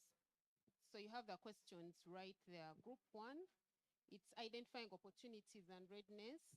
Then group 2, it's overcoming bidding and capacity barriers. Help me scroll down, Jerry. Group 3, strategic partnerships and skill enhancement. Group 4, financial preparedness and standards. Group 5, leveraging capacity building support. Group 6, developing a diversification roadmap. And those are the groups we have. 10 minutes. So Sarah, is everybody aware of the output of this exercise? What do you expect once they are done? Like I said at the beginning of the activity, you're going to discuss that question, then come up with highlights, maybe 3 or maximum 5. Then your group lead will go up there and give us the highlights from your discussion. So it's now 29 minutes past midday. You should be done by around 15 minutes to 1. Oh, sorry, you should be done, 15 minutes to 1. And then the discussions will also take like 6 minutes, 2 minutes for each of you. 12 minutes, 2 minutes for each of you.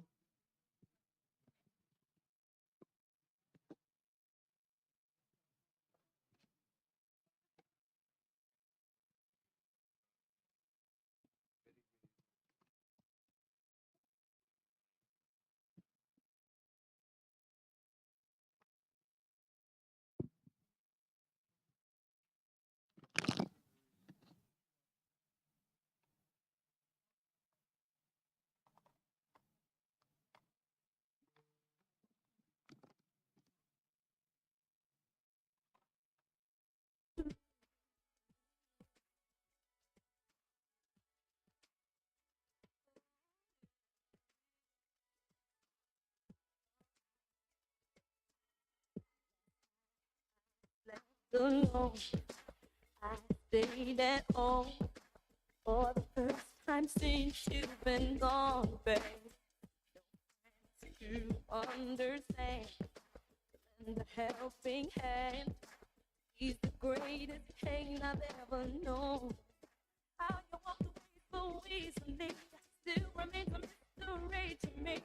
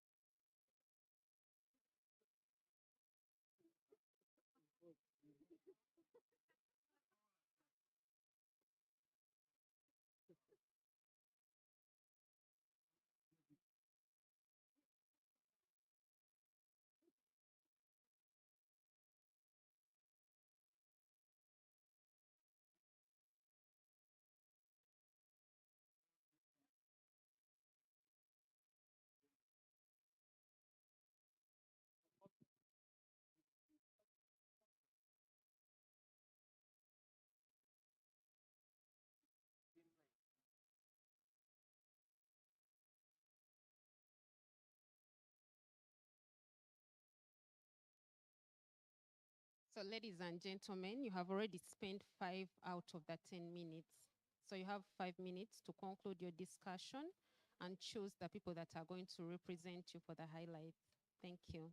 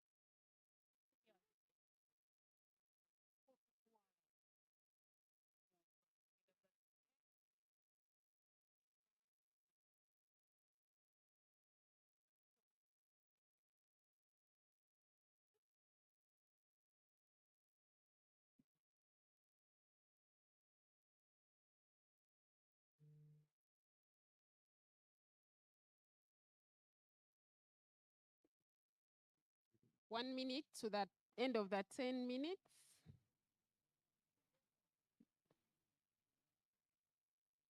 The group leads that are going to present should be now putting icing to the cake.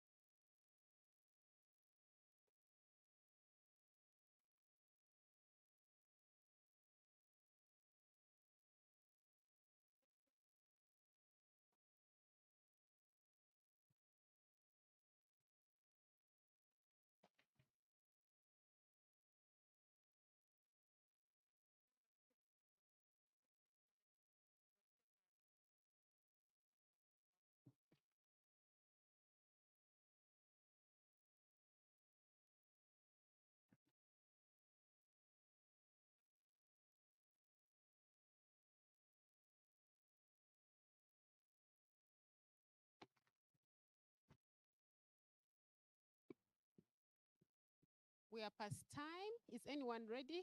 I want to see by show of hands which group is ready.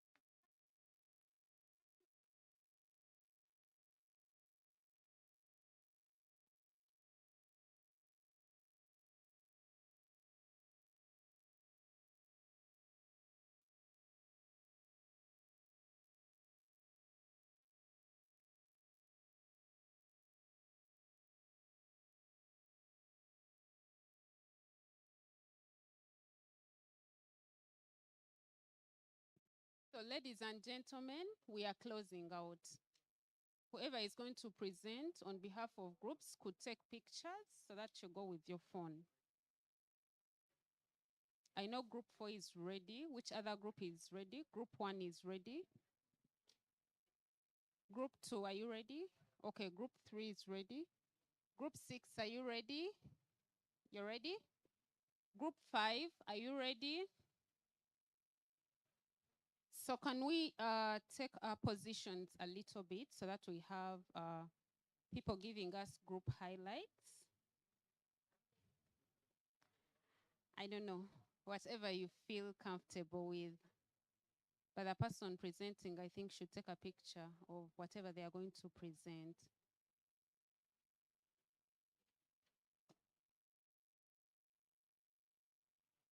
Okay, so I think we are all ready. It's time for the group leads to go up and present. Can we start with group 6 or group 1? Group 1 is so ready. So you're welcome. Everyone, attention this side where we are going to have the presentations from. Yeah. Can you please get back to your seats so that we can be very organized for this very important session?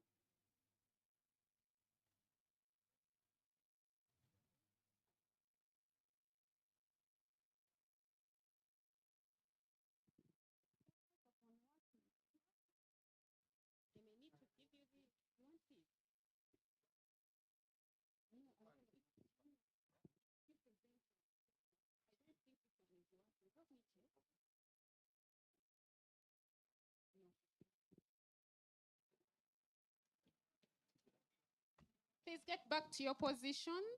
We have 2 minutes. The group leads should be so ready. Ladies and gentlemen, the discussions were done like 20 minutes ago. We expect that we get back to our seats and start to listen. Hello? Group 6. Is this group 6? 5. Hey, what is not happening? I think we are back to the plenary now. Let's wrap up.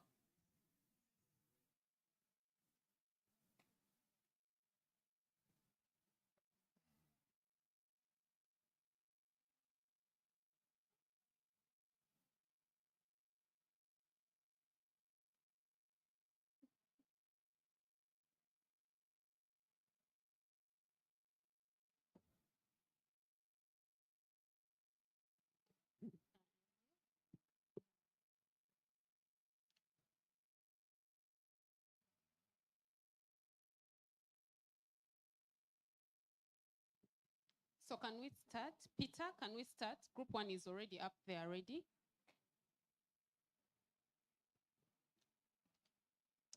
I think you can go on. Yes, thank you, Peter. I hope I'm audible enough. Yes, I'm representing, I have to be categorical, I'm representing group 1 composed of 3 tables. However, I'm an IOC. This one should have been more practical if the contractor presented. However, as I said, I'm representing, and by name's Jerome Nicholas Emuk. Yes, from Senok, Uganda Limited. So in our table, we identified an opportunity of supply of specialized equipment, and also as a company, we plan to provide maintenance during the production phase. So one of our key areas to check for readiness was we wanted to ensure that we are compliant with all the regulatory requirements. We should be categorized to provide such services under NSD, and we should have a permit to work, and we should have also cleared all our taxes. And then the other aspect we also looked at was, do we have competent technical teams to maintain this equipment? Do we have a completed certification before we can provide these services? And then do we have required tools to provide these services? And then we also looked at our financial capacity to consistently deliver the service, because this is also very critical in the way that most of the suppliers usually sometimes struggle in the middle of the contract, and it becomes challenging to an IOC. And then the other aspect we also looked at was technical skills development to provide specialized trainings. We looked at ourselves as a training institution. And then we were like, what should we check for our readiness to deliver specialized training, maybe during the production phase? One of it was we needed to have been completed all the registrations such that we become accredited institution to deliver a specialized training. The other aspect would be us as a company to look at our personnel in various technical respective areas. Are they competent enough to deliver the training? And then the other one was we would align ourselves with the Ministry of Education to ensure that our curriculum is approved. And then we also have to ensure that we have the facilities and the equipment to support us deliver the respective training in question. And then if we see all that, maybe when it comes to the facilities and the equipment, we see that maybe we are not good enough. What we thought in our table was to liaise with other technical institutions which can provide us with this support such that we don't compromise on the training. So in our table, we managed to identify 2 areas. And with that, I would love to end there and ask the audience if there are any questions in regards to the same. Thank you. Thank you very much, Group 1. I think we can go to Group 2. Group 2, are you ready?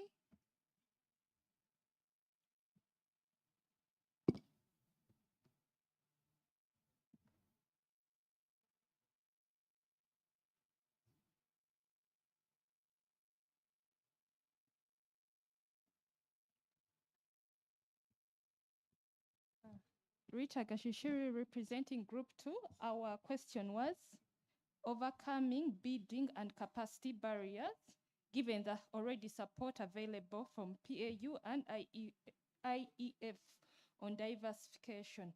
The challenges we identified as business owners is that failure to understand the scope. There's a lot of jargon in it. We also have delayed approvals from regulatory bodies that we need to get approvals like URSB, and also the tax people getting those tax certificates. Then we have internal assessment and readiness as a business. Then lack of knowledge of where to access the bids, since there are so many people sharing the things, we didn't know which one is credible. And also identify the problem of insufficient capacity and experience, especially for us startup. They usually put the bids have high expectations, like number of years of experience. The solutions we provided are, we seek more clarification regarding those jargons. We have to make these frequent places we visit, understand the bid document requirements, and create a checklist. Then also another solution we had is, we recommended that since these are documents they keep on applying, that these companies asking for them can have direct access to these government bodies, so that we do not have to keep on asking for the same documentation and then create the delays. And also as bidders, we said early preparations, that we shouldn't delay like in the next 3 weeks, since the things come with delays, that we should work within a reasonable time frame. That was a submission from Group 2 and other tables. Thank you. Precise and accurate. Thank you very much. Group 3, follow suit. Thank you.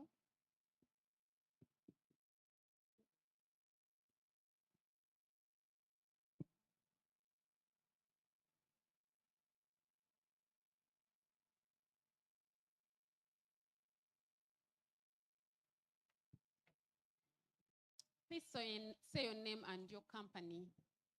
Okay. Good afternoon, ladies and gentlemen.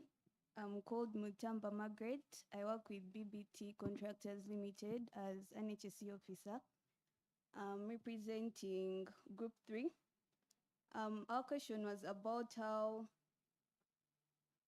could a collaborative approach like joint ventures or mentorship programs facilitate the acquisition of this expertise to enable participation in a high-value specialized scope?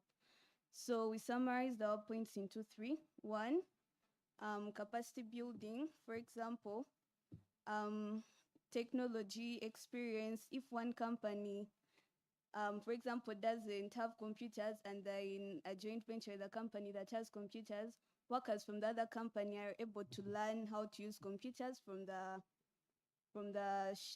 other company. Then finance management.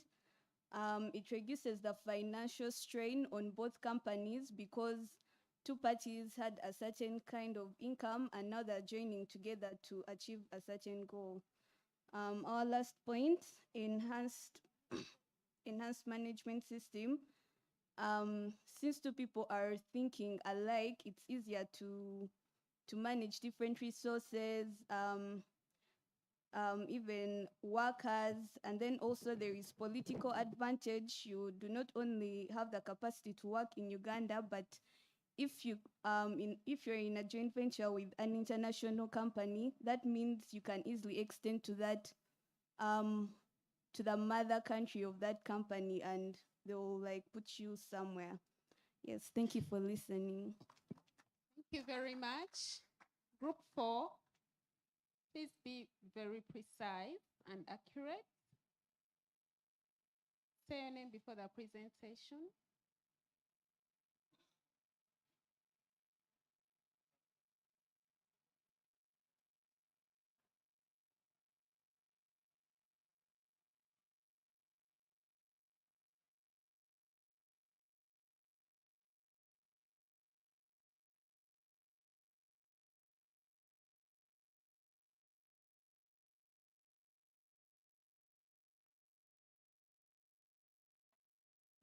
Okay. Good afternoon to you all. My name is Ankunda Gabriela Faith, and this is Group 4. I request the team where all these answers came from to stand up for recognition. Thank you. This is not all from me. Okay, so our question. Our question was, considering how successful companies prepare for contract financing and meet certifications, what immediate actions can your company take to strengthen its financial preparation and align with required industry standards for specialized bids? So I'm presenting with Jude. I'm Jimbakakure Jude from Frost Delivery. Thank you. Okay, so our first strengthening relationships with bankers. So taking the time to first of all have a bank account and have your transactions flow through the bank account, because you become a bankable business. So then you have the opportunity to go to the relationship managers and have credibility to then get financing when the contract comes. So that's an action that the company can take. And then having joint ventures with investors, especially those who are out of the country, since this is a specialized project, but also having the time to take due diligence to go through the preparation in advance in terms of financing and how it will be handled before the contract comes. And then we also talked about attending trainings, having financial training, so that you're able to plan better and identify areas where you're not strong at, and then you can go ahead and boost that area. And then we talked about having SWOT analysis, identifying through past projects the challenges you had with financing. If it's a bid that you didn't win, what was the financial reason? And then you strengthen it. And then you keep getting better at your bids, and the probability of attaining it is higher. And then we also talked about identifying the industry standards that you're working with, because if you know what your target is, you have something to work towards. So if you know what the standard is for Total or any other company, then you prepare in advance. Okay, I'm going to get this, I'm going to get this, because you can't see the bid tomorrow and have the industry standards tomorrow. So knowing them and working towards them is another action that the company can take. And then having time to make due diligence, with the JVs, like I indicated, to know in advance. And we also talked about internal capacity building for better financing, because there's a difference between you can have the money, you get the contract, but if you don't have the systems to manage the money, how is procurement handled? How do you actually see the profit? If the financial systems in your organization internally are lacking, be it having external, bringing on people on board to set up system, having QuickBooks, and not being very, excuse me, very manual. So having time to prepare is an action that you can take even before you get the job, so that you have systems internally, so that you're able to set up financially. And then client relationships. Thank you very much. This was a financial matter, so we decided to come, the two of us. Yeah. So we also looked at having a financial consultant because you might not know all the aspects of, you might be very technical, specialized in your technical area, but you don't know how to handle finances. So we thought of having a consultant to guide you to be able to be prepared for the business and to look out for the finances. Then also looked at having, in the meantime, for the start, you can start with having the ISO certifications and being certified, so that you prepare for yourself for in case you have to go through a vetting process. At least it is easier for you to be prepared for the support that you may not need financially. Thank you. One last one, the last one, cherry on top, our client relationships. We request that if we have a contract with Total, to have better payment terms. If you can give us advance for the project, the cash flows really do help. So that is also building that relationship. And also the recommendation letter. Sometimes when you have a contract, having a letter from the client gives you a boost that the client is trusting you to implement it. And so when I go to the bank and I have the contract and I have the letters, it's the probability of getting money is higher, and that's what makes a project. Thank you. Thank you so much, Group 4. Extra like their facilitator, Janice. So Group 5, please.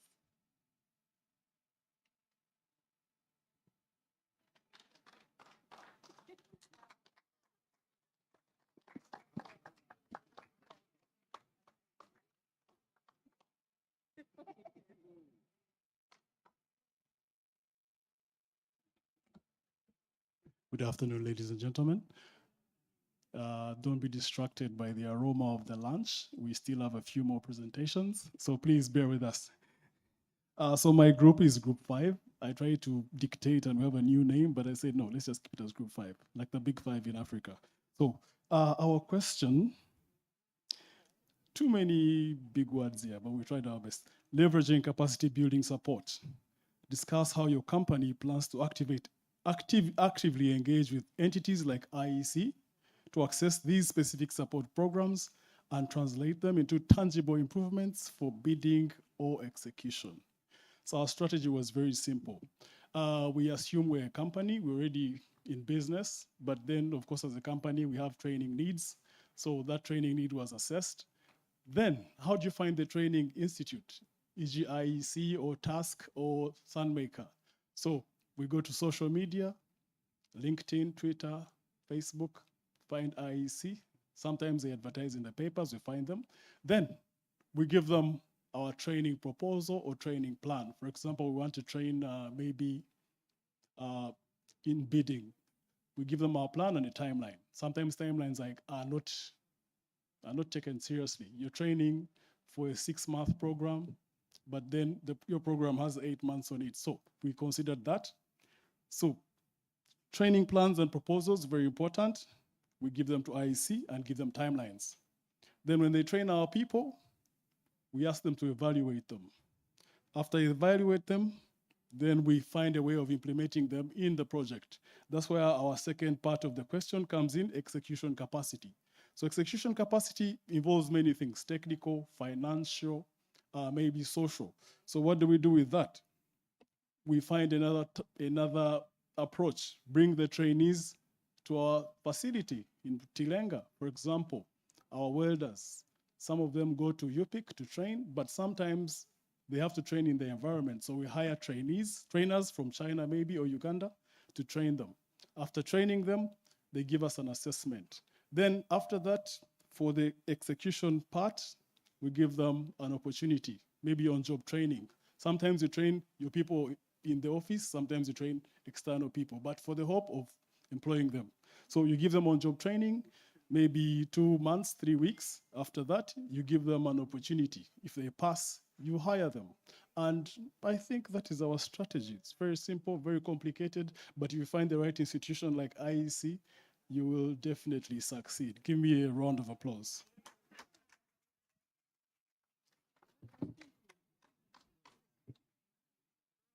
Thank you very much, Group 5. Group 6. Hi, everyone. A big applause to Group 6. Joseph is my name. Glad to be here.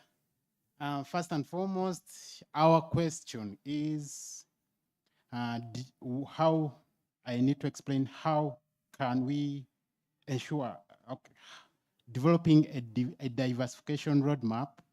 In this case, we're considering all the information and technical capacity, bidding, financing, and standards. Develop a mini roadmap detailing all your company's planned internal initiatives and external engagements for one chosen specialized scope. That was the question, and here we are.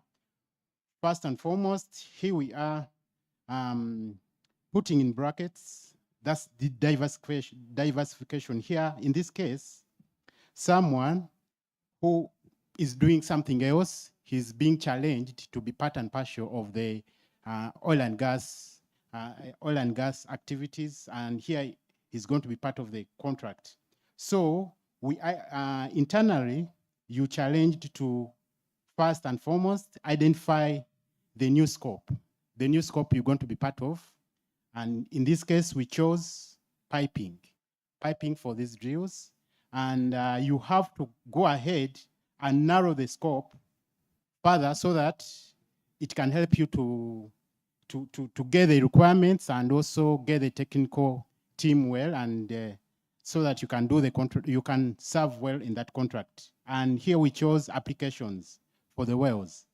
Then the third thing is to reach to the regulator to get the certifications and get insights on what more you need to have so that you can have them in place before you get starting. Then the fourth one is identify a technical team which is ready to be part of the activity. In this case, you have to again have the team trained, have all the certifications in place, and then afterwards have the equipment. After that, you have to ensure that all the preparations are done in regards to the documentations to meet the compliance requirements. Then that's when you go to seeking for finance. We are still part of the internal processes. Then here, go ahead with the external processes. Then check with networks around you, the companies which are doing the same activity, get more insights on how they are doing it, and then improve on what you're doing. Consider JVs and partnerships. Then go ahead and do marketing and also engage other clients on the same. Then seek for financing. That's in this case, you're having financial institutions to be part and parcel of this. If they can partner with you or they can fund, then that's okay. Then also go ahead and bid. So I don't know whether I've been clear on this, but any question is welcome. Thank you so much. Thank you very much, Joseph. So as Peter takes us through the last bit of the workshop, Jerry, please project the code. We shall have a code for the post-session of the workshop. Please scan and give us feedback. Then also we do have lunch coupons that will go around, and everyone should be able to get those. Peter, over to you. Thank you. Ladies and gentlemen, please clap for yourselves. If you're holding a phone, put it down and first clap for yourself. Nothing on this screen is going to be taken down. You've done extremely well. Where we've done those exercises, the exercise we've just gone through before, at the bottom part of that page, there is always a part to sign as a commitment. To say the things I've said we should be doing, I commit to doing when I go away. So one of the first key takeaways for you is if you've discussed things in groups that you are not already implementing back in your organizations, please carry them away. We will consolidate that information and we will share it with each one of you that is present here and has provided an address or an email address where to forward this. Thank you very much. The IEC, I believe, has picked a leaf. The operators have picked a leaf. And by the time we meet again, we hope that the actions that we individually need to take have been taken to progress. The final logistics announcements have been announced. I think I like Sarah. She begins with the end in mind, which is the food. Now that that is out of the way, where are we? With the conclusion of the discussion, there are a few things that I think we need to reflect on. Number one, we've just reinforced here from the very start to the point where we are, that there is a project ongoing. In fact, multiple projects ongoing. And the dream is that we deliver first oil at a certain date. So we had project updates and key messages there. We've also reinforced the fact that we need local partners or Ugandan partners to participate in opportunities accruing from the project. And that, again, has been discussed extensively, demonstrating to you or showing you the kind of the opportunities or the scopes of work that are available. We have also said that for you to do this work, you need a certain level of experience. Examples have been given. A surgeon who will need to where you have a brain issue, you don't see an intern, but you see a surgeon. I think as an analogy has been given. So again, it's for us to sharpen our level of competence, our level of capacity to be able to partake in these opportunities. We've had the support that is available to all of us, ranging from the regulators' interventions, the initiatives of the IEC, the initiatives of the IOC, and also your partners, your business partners as they sit in the tent here. What we say to you that the specialized opportunities exist, and we make a pledge to you that we'll continue to popularize them, to make sure that you know them. So that information, Ewan earlier mentioned that in 2024, we talked about specialized opportunities as a whole workshop. Those slides still exist. I think if you go to the IEC website, you'll find them there. But also for those who still think they need to know more about that area, this place is a center for that information. You should come and access it, again, freely. But also call on us to share with you the information we know. There are people in the audience that are already doing this work. Please reach out to them in the networking session after here. The other highlight, of course, is the signing of the MOU. We've stressed the importance of partnerships, strategic partnerships especially, if they lead us to where we want to go, which is the goal or the vision. So we witnessed a milestone here. The call again to action is for you to approach the IEC to make sure that the signing is actualized. I believe the opportunities, financing, I speak, and I'm not so sure I'm supposed to say that, but there is a lot that can be done between yourselves, the IEC, and PSFU in actualizing the MOU. Lastly, I would like to thank all of you for showing up here, for actively participating. Usually we do not allow Q&A sessions in between sessions, but today, exceptionally, we did that.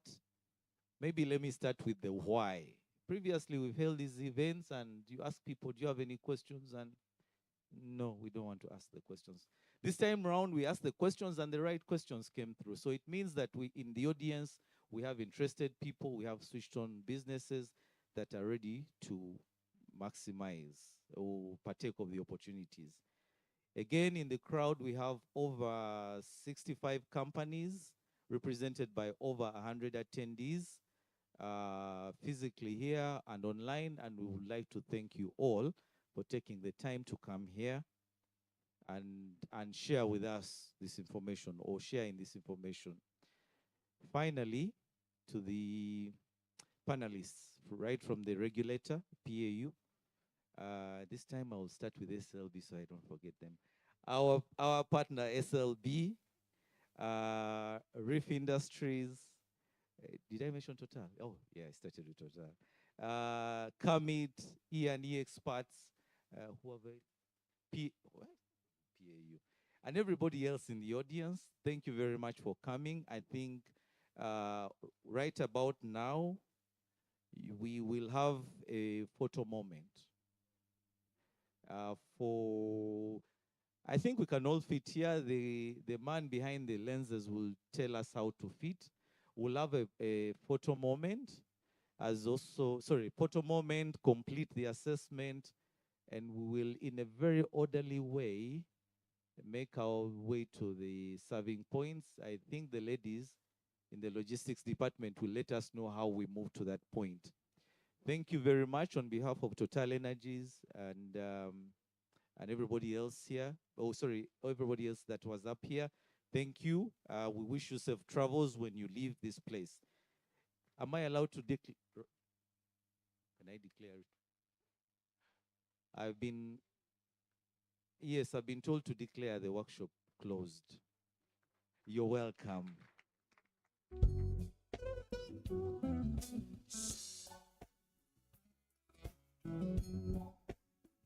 Maybe so while we are organizing the picture, I want to, because he can't thank himself.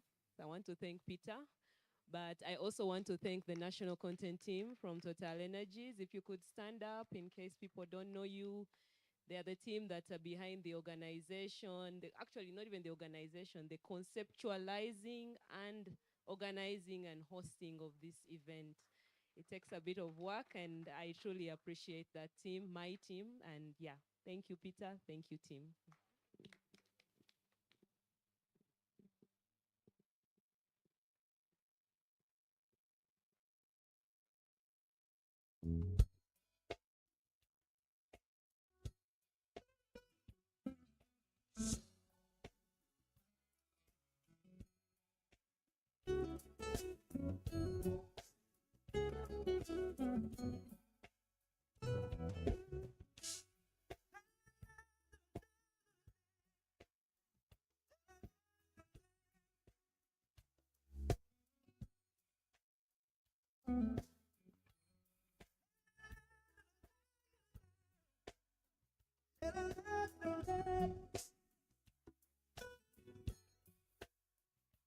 Ladies and gentlemen, please support the team that was seated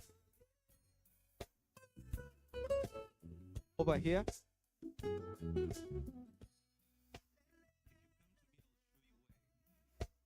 team over here, sit here. The team over here, sit here. The team over there, please walk to the platform. Let's move. Photo op is standing between us and the mirror.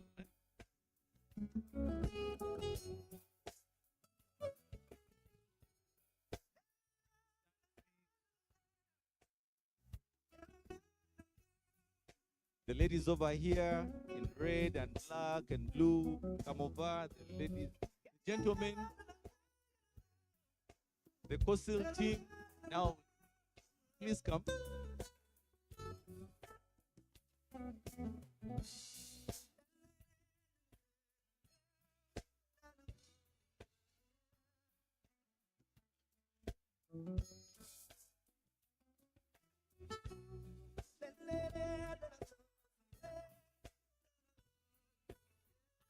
venture partner, please, up there.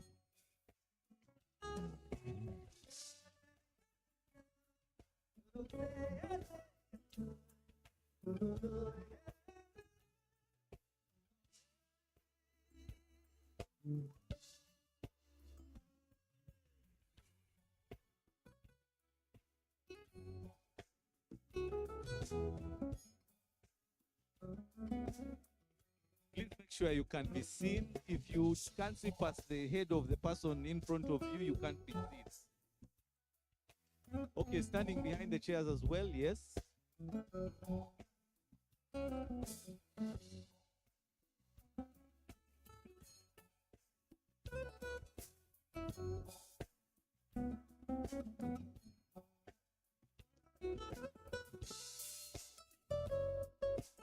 Yes, please.